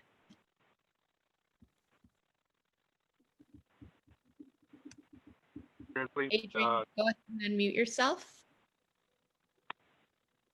Hi there. Can you hear me? We sure can. Great. Thank you. Good afternoon, Commissioners. Adrian Azadorian, Planning Deputy for Councilman Krikorian's office. I'd like to start with a bit of background as it pertains to our office's requests and position regarding the proposed 18-bed congregate health living facility at 6254 Ranchito. As stated in the staff report, the hearing officer hearing was held on March 9th, 2020. Prior to that meeting, the council office had not received any communication or outreach on behalf of the applicant or by the applicant's representative. After hearing numerous questions and concerns from the community, the request of the council office at that March 9th meeting was for the applicant to conduct community outreach and take the time to communicate with both the neighborhood council and community members. Now, as we all know, the city went into lockdown shortly thereafter, and that did put a bit of delay in how we were going to conduct meetings and outreach while practicing social distancing. At the end of May, our office was contacted by the applicant's new representative, and at that point, I again requested the applicant's representative to reach out to the neighborhood council and the additional community members that had reached out to our office with questions and concerns. I had also provided the applicant's representative with appropriate contact information to conduct outreach virtually. While the applicant and their representative did attend the May 27th neighborhood council meeting after new renderings had been updated, they unfortunately did not take the time to reach out to the additional community members our office had requested after plans had been updated. From early May to the end of June, our office asked the applicant's representative 4 additional times to conduct outreach and engage with community members living in the neighborhood surrounding the property to work together to address concerns and questions. I was either met with no response or told by the applicant's representative that they feel they would simply be wasting their time. Community outreach is an important part of this process to our office and oftentimes requires continued outreach and communication with community members. This has not yet happened during this process regarding this project. In addition, the neighborhood council provided an additional opportunity for the project to be heard at a June 29th meeting, and the applicant and their representative declined. Our office understands the need for these facilities and the importance of the quality of life for the individuals that live in them, as we currently have many operating throughout our district. But we cannot support this project due to the repeated lack of and reluctance in conducting community outreach on behalf of the applicant and their representative. Thank you for your time. Thank you. It appears, let me go ahead and close public testimony. It appears that we do have the applicant present now. So the applicant can go ahead and present. How much time will you need? After all those testimonies, I could take a half a day. Probably just 10 minutes. Okay, 10 minutes, please. Okay, so you guys can hear me now. I don't have to have the phone on? Correct. Okay. I appreciate this opportunity This project has gone through a convoluted process before my time. And unfortunately, the prior group that was representing Ms. Zeidman, they were not informed as to meetings, required meetings, going to meetings with the neighbors. The neighbors did not contact Mark. And Mark is available for comment as well as a part of my team. He didn't hear from anybody as to being having to show his project to anyone. I guess what the bottom line for us is that, unfortunately, because of time restrictions, the COVID, and the lack of capability of meeting with these neighbors, we took it upon ourselves to use the comments from that GVGC meeting, okay, from their first view of the first project and revised it. We actually mitigated almost all of their concerns as it relates to safety, security, noise, traffic, the change in character, occupancy. First of all, these people think it's a hospital. It's 24/7 open. This is not a hospital. This is a home. This is a home for less fortunate people than ourselves. This lady has been doing this for 21 years at this location for these blessed people that have no place to go and otherwise would be stuck in an institution. She's been doing it for this period of time. She just wants to expand her ministry or her work there. And basically, she has a facility that I've not seen in my 40 years of practice that is so well suited for this use. Here's a home that's got 10 bedrooms, oversized, corridors that are twice the width of yours and mine. It's got all the facilities necessary to move forward with an 18-bed facility, and with a CUP approval, all the exterior will be mandated by the regulations of both the municipal code, the building code, and it will be regulated, okay, and monitored by all the agencies that are involved by this kind of project. A 6-bed does not have any regulations and doesn't have anything other than licensing, inspections. This one's going to have many, many more, including fire, health, public health, health safety. All those things come into play. And so what you're hearing is complaints about how it looks today, but with this new occupancy of what we're proposing, you're going to see a different perspective, and it's going to be very similar, if not better, than the renderings that we've presented. So she's doing everything right in the sense that she's trying to do the upgrades that are necessary to meet the demands and the concerns of the neighbors. Let's talk about some of those. Safety. You know, we're going to be providing offsite improvements on both sides of this property to provide safety for the children that go back and forth from school. They don't do it right now. They're walking on the street. Both frontages are able to put right-of-way improvements, curb, gutter, sidewalk. Security. We're putting a fence that's decorative, that's beautiful, accented with stone columns, gates that are secure, okay, both for the security of the clientele as well as for the public. And it's going to basically create a deterrent for any offsite or people that are transients or squatters from parking on the property somewhere else. It's going to help clean up the neighborhood. Noise. This project is the equivalent of 6 single-family residences. We have 18 people where a residence, typically 4, you're talking 24. And the traffic that's not going to be created, these people don't drive. You're only going to have the staff, and those are on shifts, and that's regulated by DHS, not this commission. And they basically tell you what you have to do, where you have to do it, how many people, and what kind of people to service these people best. That's their responsibility. So as part of what we're requesting is if we get our approval today, we would like to have Sarah revise the staff report and the recommendations to exclude anything referencing staffing because it's in direct conflict with DHS. The other issue was traffic. The typical traffic count for a single family dwelling is 10 per day, per unit, per house. Some of these houses have ADUs. 6 single family dwellings across the street would be basically the equivalent of 60 trips a day. We're proposing with these staff members only, we're going to have less than 21. So we're about 1/3 of what it really is if it were developed into single family dwellings. Again, the noise factor is going to be less because there's these clientele, they don't have parties, they don't have people coming over. They are just living here and they don't want to be in an institution. This lady is providing them with that environment of a home.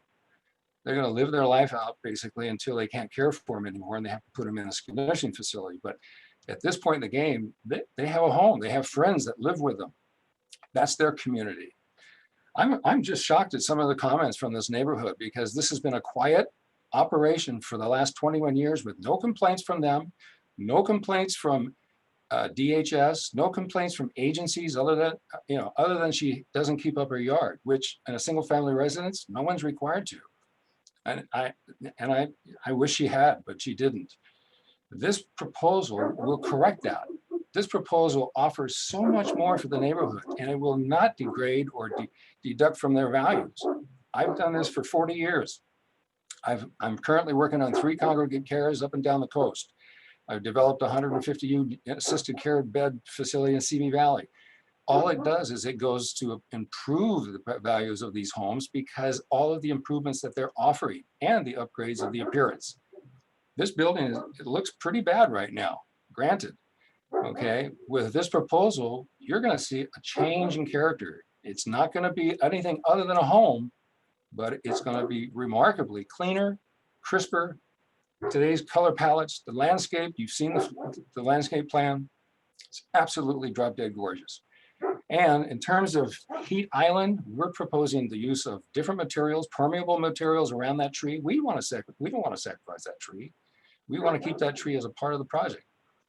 And we're putting no buildings near it, just the pavers. And if we need to, we'll use grasscrete in the parking spaces, which is even closer to the tree. We're trying to make this thing work and be palatable for everybody. But all these people seem to want is they don't want anything to do with a hospital. And this is not what this is. This is a home for people who can't take care of themselves. And Shulamit offers that service to them and wants to expand her capabilities of being able to do it. This is her livelihood. She's been doing it for 21 years. She's great at it. The appearance of the landscape, that's going to be totally revamped. This is the only way to get it revamped. Otherwise, you're going to live with what it is. And I don't think that's going to do anything for property values. In summary, it's a win-win, win-win situation. The clientele and their families win because they have now a place for them to live by a veteran caretaker. The neighborhood wins, whether they know it or not. The values will go up with all the offsite improvements that we're providing. 2 minutes remaining. The applicant wins because she's able to utilize her services for this compassionate service, and the city wins because they get an increased tax revenue that's just incredible for these kind of facilities. It's clean, it's quiet, it's beautiful. It's a time for them to give back to the community, and that's what she does. I just wish that we could have more time, but this project, like I said, in 40 years, I've never seen a project site and building all in one so suited for this kind of use. And everyone tells me it's not zoned for it. Well, that's why we're going through the CUP, just to get the allowance for the 18 beds. Otherwise, the 6-bed is allowed. And we're not going to increase anything by the use of 18 people. They don't drive, they don't commute, they don't go anywhere. Most of them are bedridden. So I don't think they're understanding what the project is, even though they walk by it every day, okay, on a 6-bed basis. This is going to be basically the same. You're going to have a few more cars coming in and out during the staff changes, but we've talked about that with staff. We're offering a good neighbor policy where it's going to be not during quiet times. It's going to be orchestrated and it's going to be coordinated with less traffic air at times and not. This gal, I don't know if you've met her or talked to her, but she has a compassionate heart that wants to do something for these people. I'm just trying to facilitate that the best I know how. And I'm telling you, we've responded to all the neighbors' concerns in terms of, density, landscaping, colors, traffic, parking, noise, you name it, we've addressed it. And this new program that we've submitted in place of the old one responds and mitigates these concerns. I don't think even Adrian would have gone the distance that she did with GVGC if she didn't believe that this was a good project. this is a good project. I just, Hi. it's good for everybody. Thank you. Yeah, thank you. Okay, at this time, staff, is there anything you'd like to respond to? Yes, as far as trash goes, we have condition number 12. We've added it that we want a cover on that facility. And then also in there under section 12B, it says that medical waste containers shall be kept indoors and locked in a locked container and picked up monthly is what the applicant said they were going to do. So none of that medical waste would be in the trash location that's now enclosed and on site. So it's a bigger facility where it's not going to be, it's going to be one dumpster that somebody picks up with a smaller truck and comes out and unloads it on the street once a week, and then it goes back in. So they won't be having the individual trash cans outside, and the medical waste has been conditioned. Condition number 17, we have to reduce the heat island effect. So minimum of 50% of the pavers and patio and other things has to be reduced to solar reflectant conditions. We've also asked that the front driveway be removed and that gate so that there's only one entrance and exit for the vehicular access, and those 2 additional parking spaces are placed in the back. I can speak to that. Your time to speak has expired. So we're going to do our deliberation and let staff respond now. Thank you. So yes, the front yard setback is only a 20-foot or it's a condition of a setback, but the prevailing setback is where the building line is. Some of the turnaround area they proposed in the front parking area is within the front yard setback, and that would require additional conditional use or variance. So we've requested that that driveway be taken out and then the 2 parking spaces be added in the back, and that's what we've conditioned for. They can't have a overnight fence in the front yard either. They could do 3.5 in the front yard, but they could drop that back to whatever the front yard setback is for RE9 and then do their perimeter fence at that point. In their plans, they show keeping that large tree in that front yard. It does show on their landscape plan. It also shows in their elevations. We have asked in the conditions for the landscape, they've had areas where they omitted. We asked them to resubmit a new landscape plan that shows that entire area. And yes, and then condition number 22, I think is very important. It's for the plan approval. After this facility would be opened, within 2 years of the opening, they'd have to file for a plan approval. And that could either be held by a hearing officer or come back to the City Planning Commission if that's the way you change the condition. Also, I was in attendance at the initial hearing on March 9th. The second half of it, as Daniel was my staff at the time, he did take a position with the council office. So he is still with the city family, but he's left. But I was aware of what happened at the public hearing. The representative in charge did pull out at the end of the hearing. Daniel did not make a recommendation at that time. Staff made the recommendation. So I am now the staff that's making that recommendation. But I'm happy to answer any other questions that I didn't comment on in the public testimony if the commission wishes. Thank you, Sarah. I have always been supportive of this type of conditional use project because I do think that congregate care facilities are so important in our communities. Prior to serving on this commission, I was on an appellate body, an area planning commission that heard a lot of conditional use permits and conditional use appeals. And what stands out to me in this case is that in order to effectuate a conditional use permit, there needs to be a level of trust, right? Like we can put all these conditions into a document, but if there's no trust that the community is actually going to abide, or that the applicant is going to actually abide by those conditions, it's very hard to make the findings. So I really appreciate all the hard work from staff in crafting these really thoughtful conditions to help respond to the community. But where I'm sitting today and from what I'm hearing from the community is that their basic concerns for years of this operating at a much lower capacity have not been met and have not been heard. And while yes, by effectuating a conditional use permit, we can actually craft enforceable conditions on this owner. Just the basic landscaping of a building. There's no ordinance that says you have to have nice looking landscaping, but if you're operating a business in a community and you're a member of a community and you're a stakeholder of that community by owning property, and you know that you want to go for a more intensive use and you can't even like take care of the weeds in front of your house, like how am I supposed to find that you can actually abide by the conditions of this approval? So I'm very torn on this. I don't know where I come out, and I look forward to hearing from my colleagues. Dana? Thank you. Yeah, I have to say in my time on the commission, this is the first time I've had an issue with such a facility. There are challenges with congregate care facilities, and they're allowed by right in single family areas. I have friends who live across the street from one in the city, and they've had a number of problems, and I can understand and I'm sensitive to the neighbors' concerns in that regard. Nevertheless, you're allowed to have them in our city, and I think it's appropriate to have them scattered throughout the city.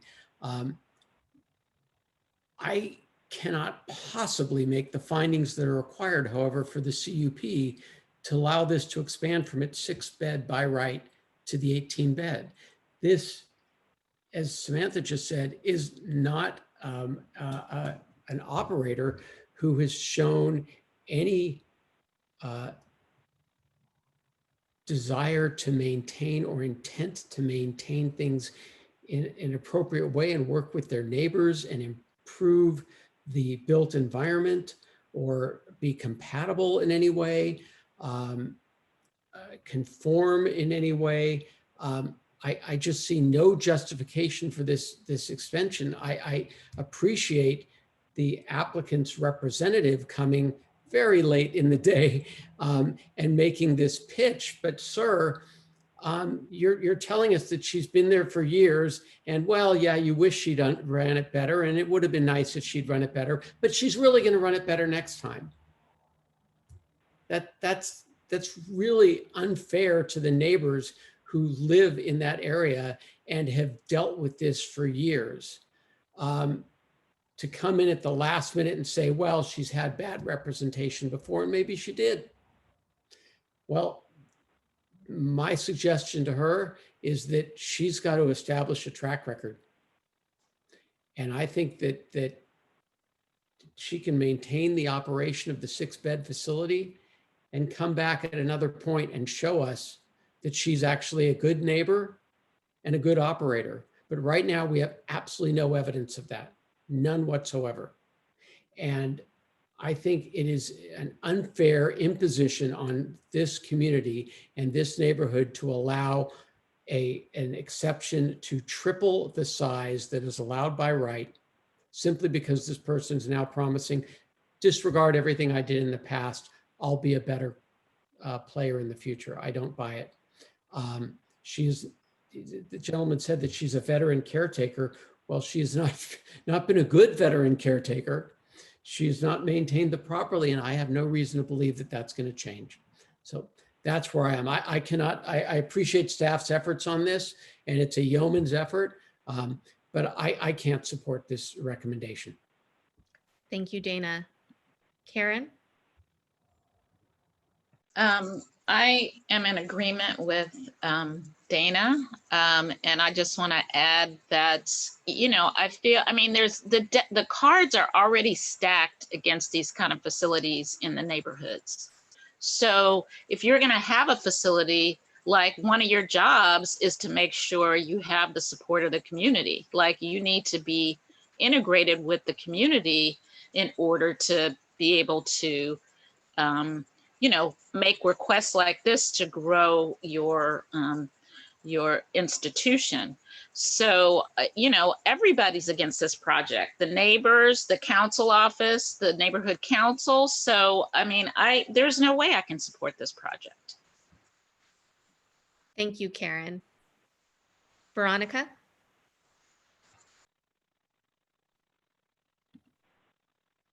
Thank you. Yeah, I wanted to agree with what Commissioner Mack and Perlman just said. Traditionally, I'm in favor of these projects. I know how important they are.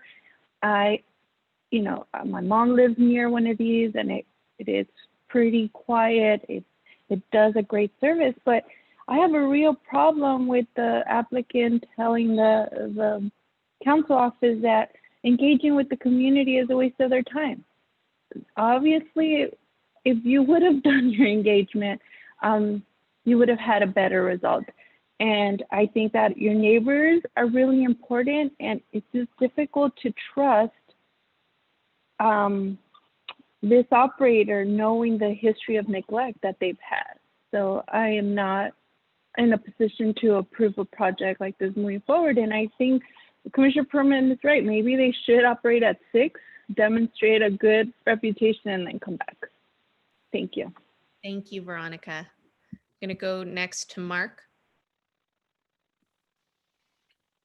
Yeah, I agree. I think we have seen these types of projects many, many times in my time on this commission.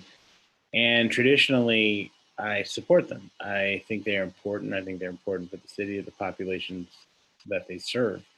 And we typically hear the argument that there are hospitals and that there are ambulances going in and out.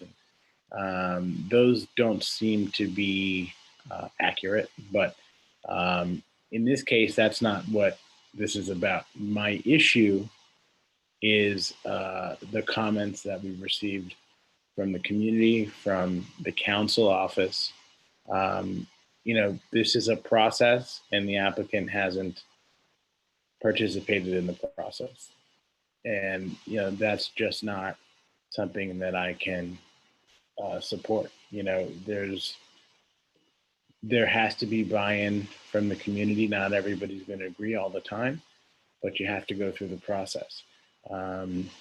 In our briefing, there were tons of letters in opposition to the project from the neighbors and the community. But at the same time, there were a lot of letters in support of the operator from past patients and families. So I think that this operator,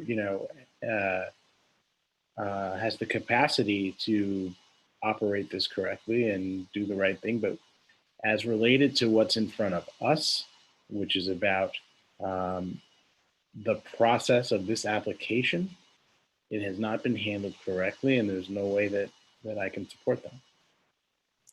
Thank you, Mark. Caroline? Yes, I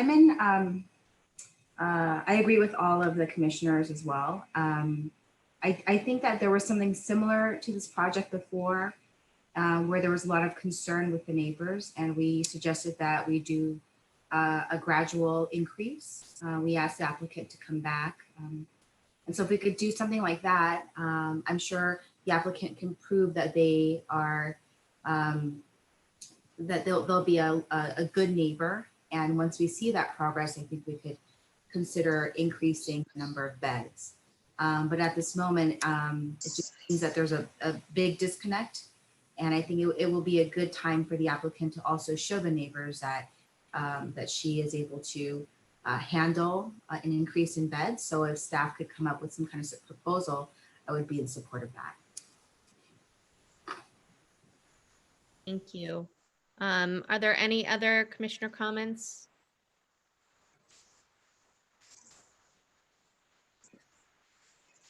Any motions?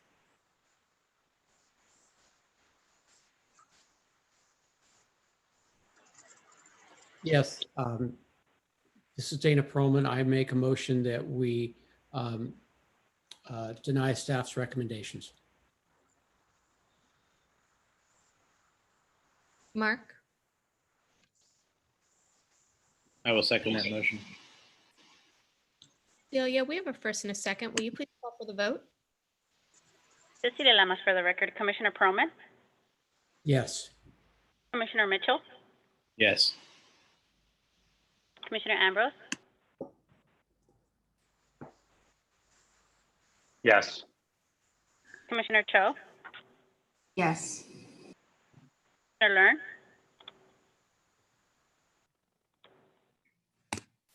Yes. Commissioner Mack,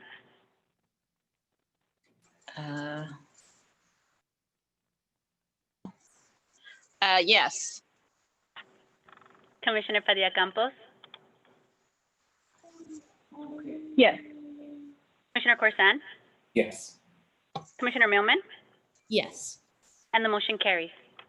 Thank you. Our next item is item number 11, DIR.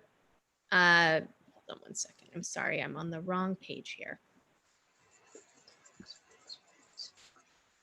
Okay, item number 11 is case number DIR 2020-575 TOC SPR HCA 1A. The related environmental case number is ENV 2020-576CE. The project is located at 10375 West Washington Boulevard within Council District 5.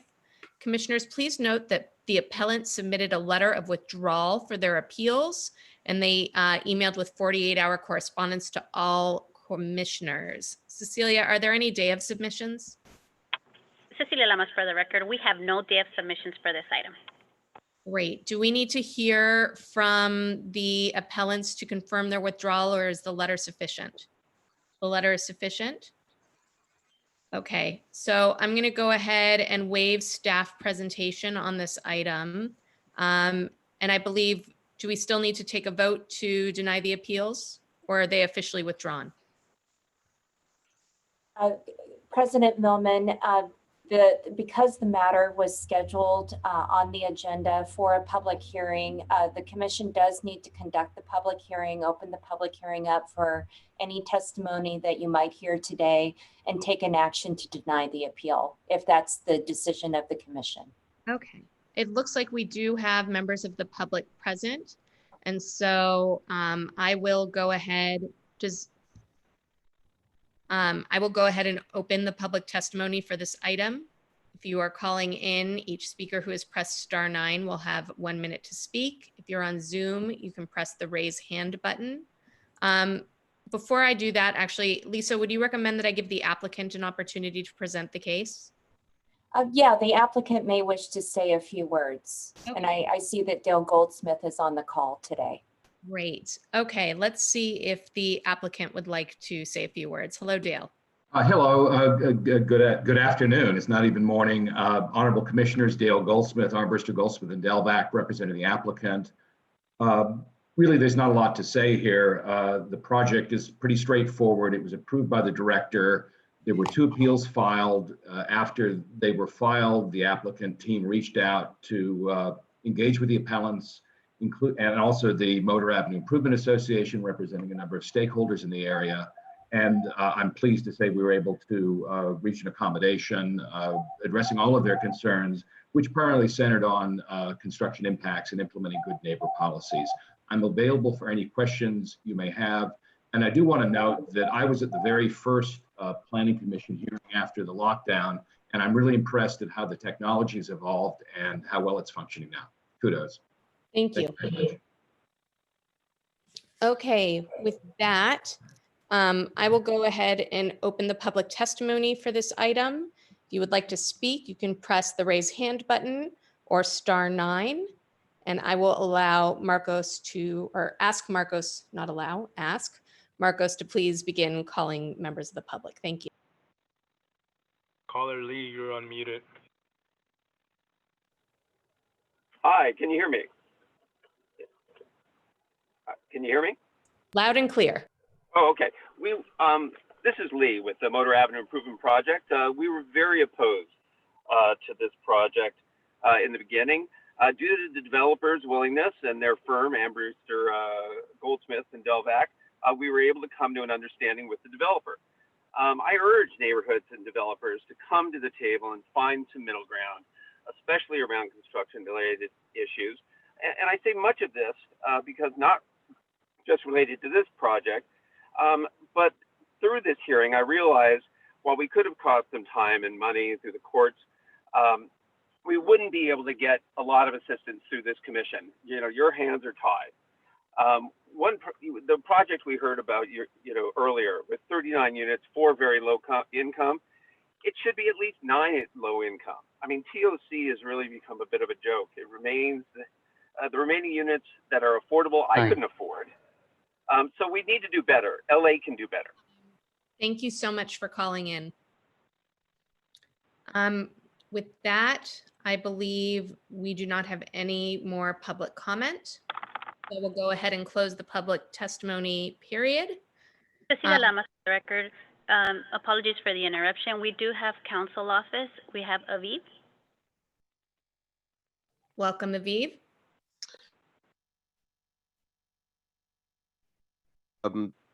This is Aviv Kleiman, Planning Deputy for Councilmember Koretz's office. I'd just like to say we're very appreciative that the applicant reached out to the appellants and came to a conclusion, and we're very supportive of the withdrawal. Thank you. Thank you.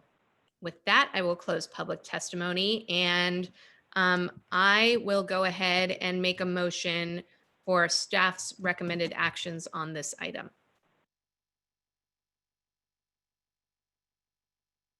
Helen? I will second that motion. Cecilia, we have a first and a second. Will you please call for the vote? Cecilia Lamas, for the record. Commissioner Millman? Yes. Commissioner Learn? Yes. Commissioner Ambrose?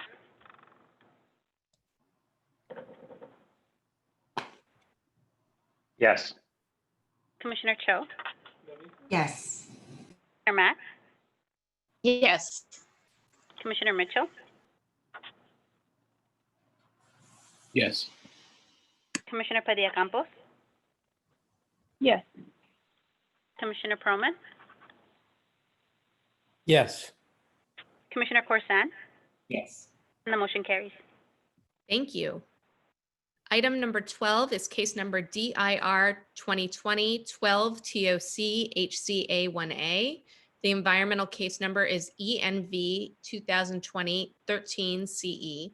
The project is located at 10804 West Blick Street and 10806 West Blick Street within Council District 2.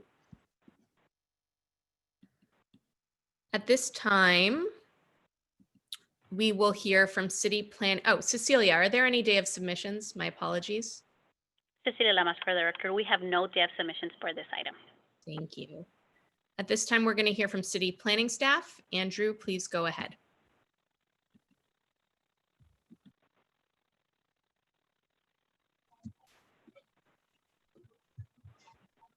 Good afternoon, Commissioners. Can you hear me all right and see my screen? Yes, thank you. Okay, great. Thank you so much.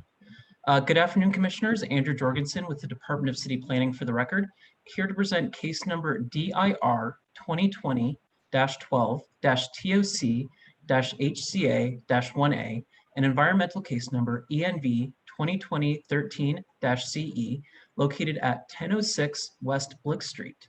Shown on your screen, slide 1 is the title slide with the project rendering.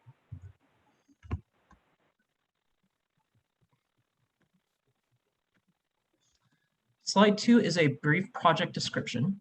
The project involves the demolition of a single-family dwelling and the subdivision, construction, use, and maintenance of a 21-unit multifamily development.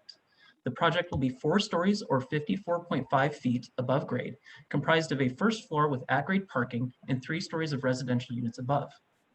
Of the 21 units provided, 2 will be set aside for extremely low-income households, and 1 will be reserved as a manager's unit. The proposed bedroom mix will be 12 2-bed units ranging from 780 to 965 square feet and 9 1-bed units ranging from 555 to 560 square feet. The project will provide 17 vehicle parking spaces and 4 short-term and 24 long-term bicycle spaces. Common open space will be provided at 1,925 square feet. Moving on to the entitlement requests today, slide 3. Slide 4. The City Planning Commission will consider an appeal of the June 24th, 2020 Planning Director's determination, which determined based on the whole of the administrative record that the project is exempt from CEQA pursuant to CEQA Guidelines Section 15332 or Class 32, and that there is no substantial evidence demonstrating that an exception to a categorical exemption pursuant to CEQA guidelines section 15300.2 applies, and which approved pursuant to LAMC section 1222 A25G and 1222 A31, approved a transit-oriented communities incentive program project allowing a 50% increase in density consistent with the provisions of the Transit-Oriented Communities Affordable Housing Incentive Program, along with the following three incentives for qualifying Tier 1 projects totaling 21 dwelling units, reserving 2 units or 9% of the total units for extremely low income household occupancy, including setbacks, side setbacks, a 1 foot 9 inch reduction to permit a side yard setback of 5 feet 3 inches in lieu of the minimum 7 feet required in the R31 zone, a 9 foot 6 inch increase in allowable height to permit a maximum height of 54 feet 6 inches in lieu of the 45 feet required in the R31 zone, open space, a 480 square foot reduction to permit a minimum of 1,920 square feet of open space in lieu of the minimum 2,400 square feet required in the R31 zone, and which adopted the conditions of approval and findings. Slide 5, project context. On slide 6 is shown a Google Street Map with the project's location with an inset map showing the larger geography. The site is located on Blick Street to the southeast of the intersection of Camarillo Street, Vineland Avenue, and Lancashire Boulevard. The site is located on a street with medium density residential uses. Slide 7 is an aerial map of the site. The subject site is shown in blue on the aerial imagery. The site contains an existing single-family dwelling and accessory structures proposed for demolition. The project site is located on the south side of Blick Street, which is similarly developed with multi-family residential structures, primarily 2 to 3 stories in height, though many have gabled pop-up portions of their roof, which give the appearance of 4 stories. In general, the subject site is in a largely multiple family planned and zoned area, with single-family uses and zones further out, and in close proximity to major commercial corridors. Slide 8 shows the land use designation map. The subject property is zoned R3-1 within the North Hollywood Valley Village Community Plan area with a medium density residential land use designation, to which R3 is the only corresponding zone. The subject site has a Height District 1 designation that establishes a 45-foot height limit and restricts the floor area ratio of the development to a maximum 3:1.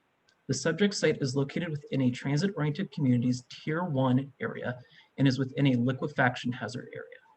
It is not located within any other sensitive environmental areas. South of the project site is located an area of low-medium land uses. Further to the east is an area designated for low residential uses, and community commercial further to the west along Lancashire and Vineland. Slide 9 shows the zoning map. Nearby properties are similarly zoned R3-1, similar to the project site. Single-family homes past Denny Avenue to the east are zoned R11, and commercial to the west is primarily zoned C2-1VL. Beginning with slide 10 are some images of the site and adjacent properties. Slide 10 shows a view from Blick Street facing southeast to the subject site, showing the neighboring single-family property on the right side of the screen. On slide 11 is a view from Blick Street facing southwest, showing the adjacent vacant property on the left side of the screen. Slide 12 is a view immediately from the project site facing northwest, showing adjacent nearby multifamily properties. Slide 13 is a view from Blick's facing northeast, similarly showing nearby adjacent family properties.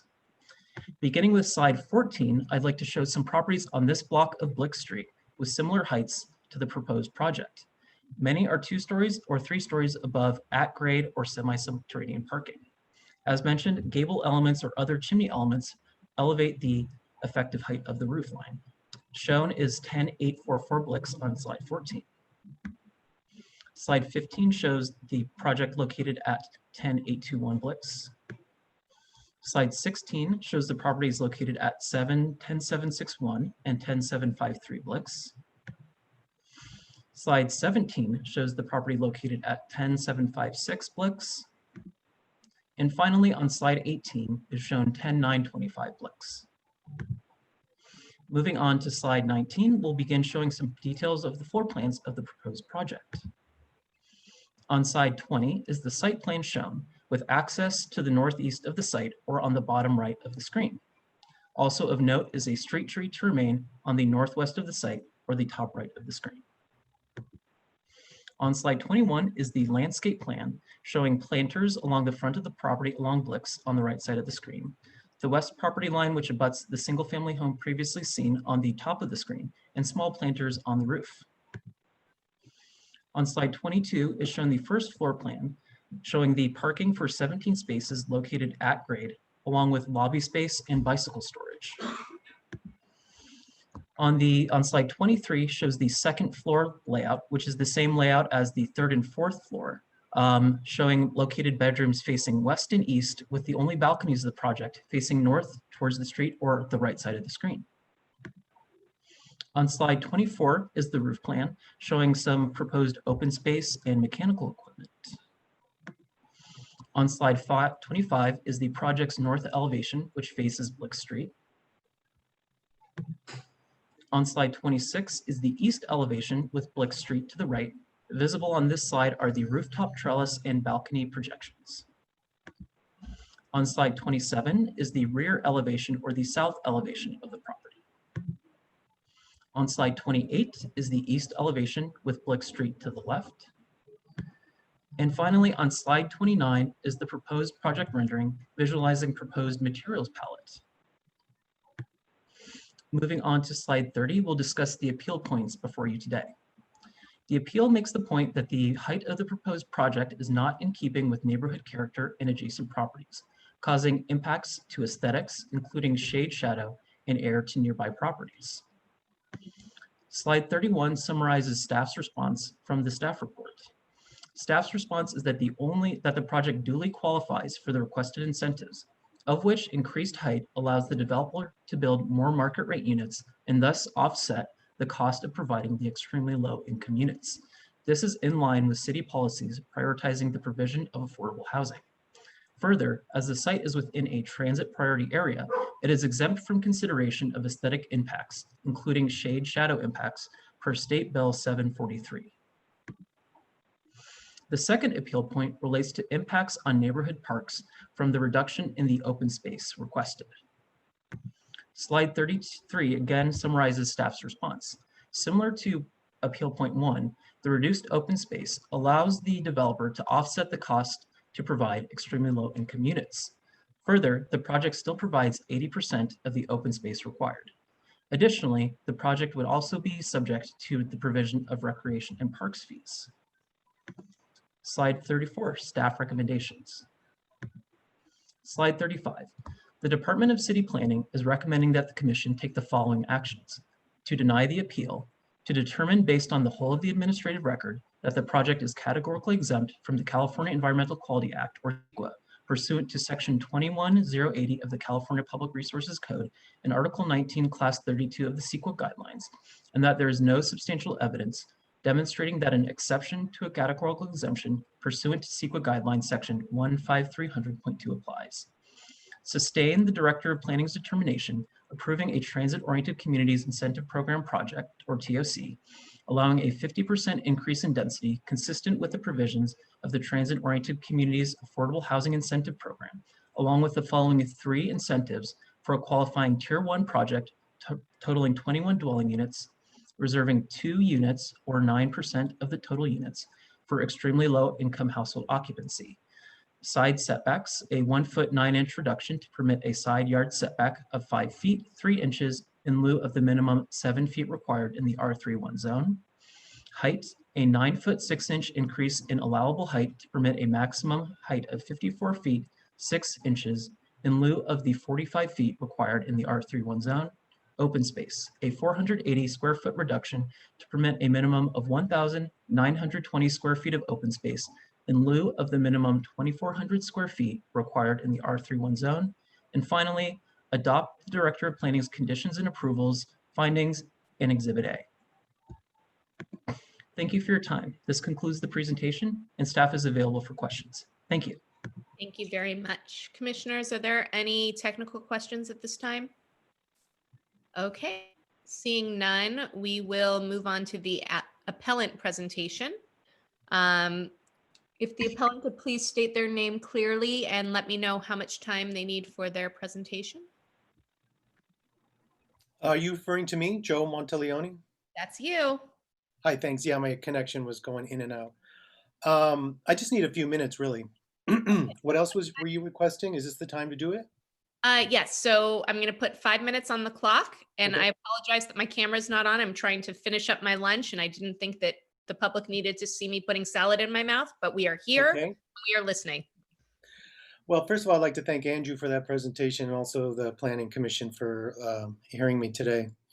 Well, that's kind of a hard act to follow, what Andrew presented, since it already been approved and the staff is also recommending the approval.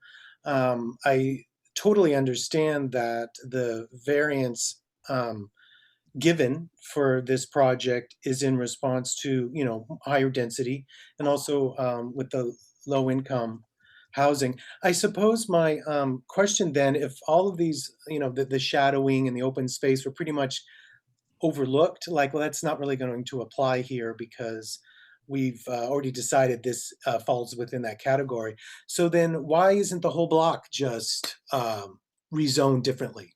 You know, like, why would he even have to go through that process? Like, if the single family residence or the empty lot next door were to do the same thing, are you guys just going to automatically say yes? Because anyone who wants to do that gets an automatic yes. And because that's what it seems like at the moment. My position still holds that it's just out of proportion to the rest of the block. As you saw on the earlier slides, there's a few high buildings. There's that one that he showed that was really high, that big white one. That was just recently built like a few years ago, but everything else is low, still single family places there that are only 1 story, some 2 story, a few 3 story, but they're all very, you know, fitting in. It's also a very narrow street. This is not a major thoroughfare like Camarillo or Vineland or Lancashire. It's a small little street with people walking dogs and, you know, people walking in with baby strollers and stuff like that. So I still believe the height is to give an okay to the variance, and the height is not actually great for this particular block. Now, the neighborhood in general may be sure, but maybe not this street, right? Because it's just a very small, narrow street. Also, it's made out of cement and not tar. And so I think you guys probably know more about that than I do, but for some reason it's not being repaved because I guess the cement is harder to repave. So this is the kind of street we're already on.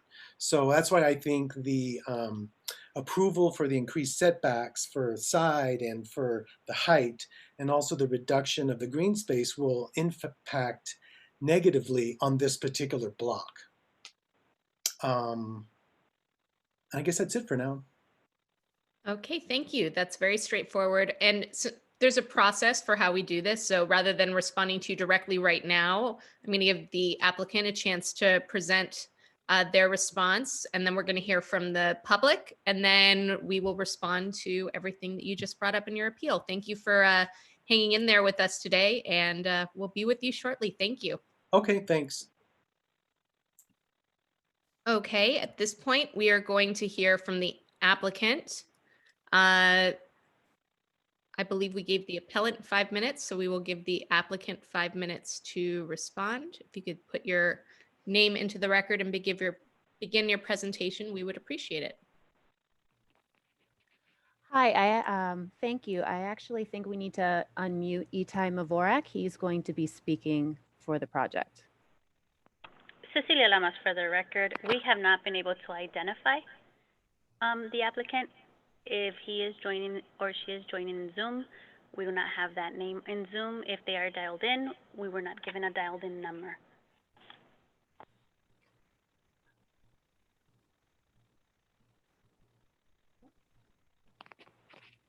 Ah, there, got it. Staff, you'll notice a Nicole. There you go.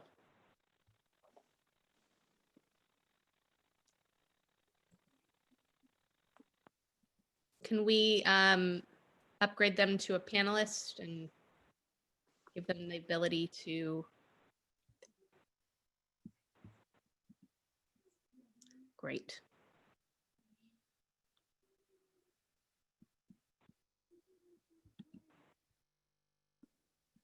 Can you hear me now? Now we can hear you. Great. Well, I'm sorry. My name is not Nicole. I had to use my wife's iPad because my phone has died. So I apologize for that. First of all, I want to say thank you to everyone, the planning and commissions, to Andrew for such a great presentation, and to Joe, the appellant. I do appreciate his concerns and comments. When we started planning for this project, first of all, I'm not going to take up much time, only a few minutes to discuss some of the concerns. When we set out to do this project, we had in mind of everything that we wanted to do to accommodate, first of all, the community, the street width, the landscape issues, and I think we have implemented most of that and try to get as many units, affordable units as we can. So I urge Joe, if he has any more concerns, he could reach out to me personally if he wants, and I'm willing to give my number out to him and we can discuss further. But that's basically, I'm here for any questions. I don't have any more to say. thank you very much. Okay, so with that, we are going to open the public comment testimony or public testimony portion of this hearing. If you are calling in, please press *9. If you are attending via Zoom, you can press the raise hand feature. In any case, Marcos will call you when it is your turn to speak. If you're calling by phone, please press *6 to unmute yourself. And if you are calling in by Zoom, then please unmute yourself when you see the appropriate prompt on your screen. Marcos, please go ahead.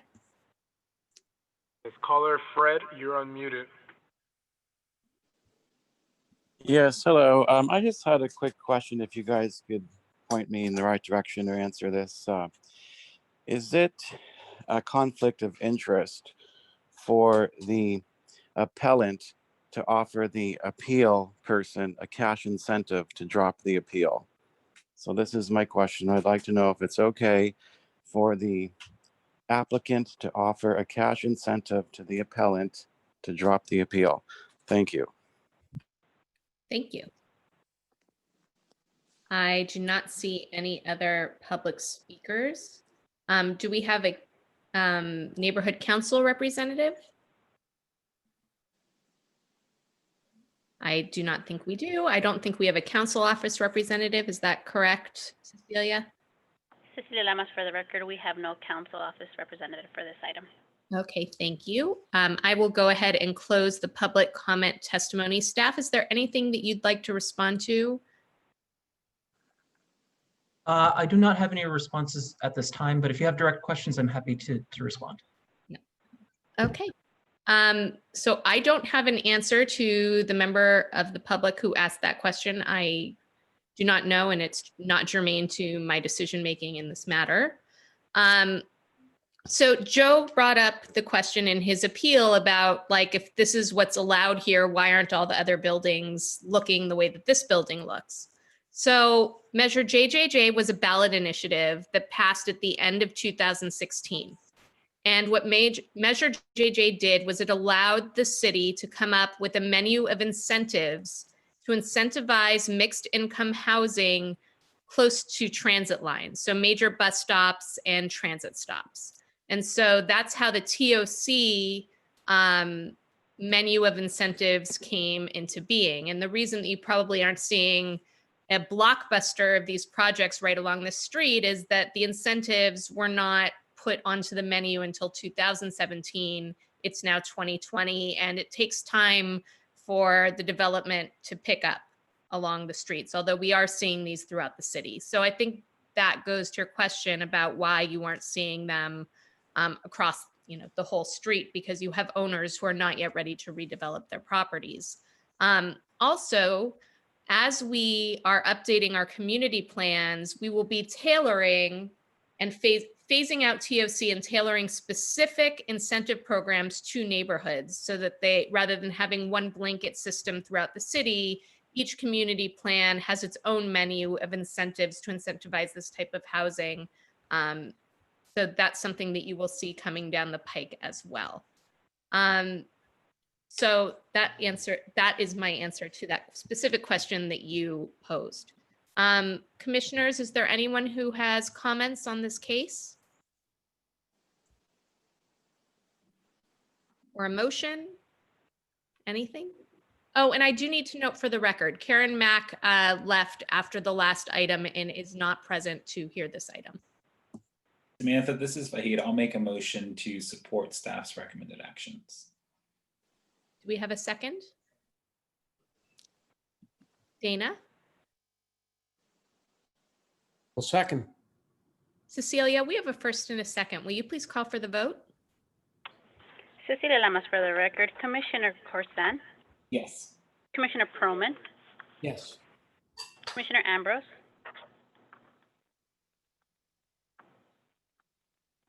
Yes. Commissioner Cho, Yes. Commissioner Learn, Yes. Commissioner Mitchell, Yes. Commissioner Padilla Campos, Yes. Commissioner Millman, Yes. and the motion carries. Thank you. And I believe that is the last item on our agenda. So with that, we are adjourned. The time is 1:03. Thank you everyone for participating, and we'll see you in a couple weeks.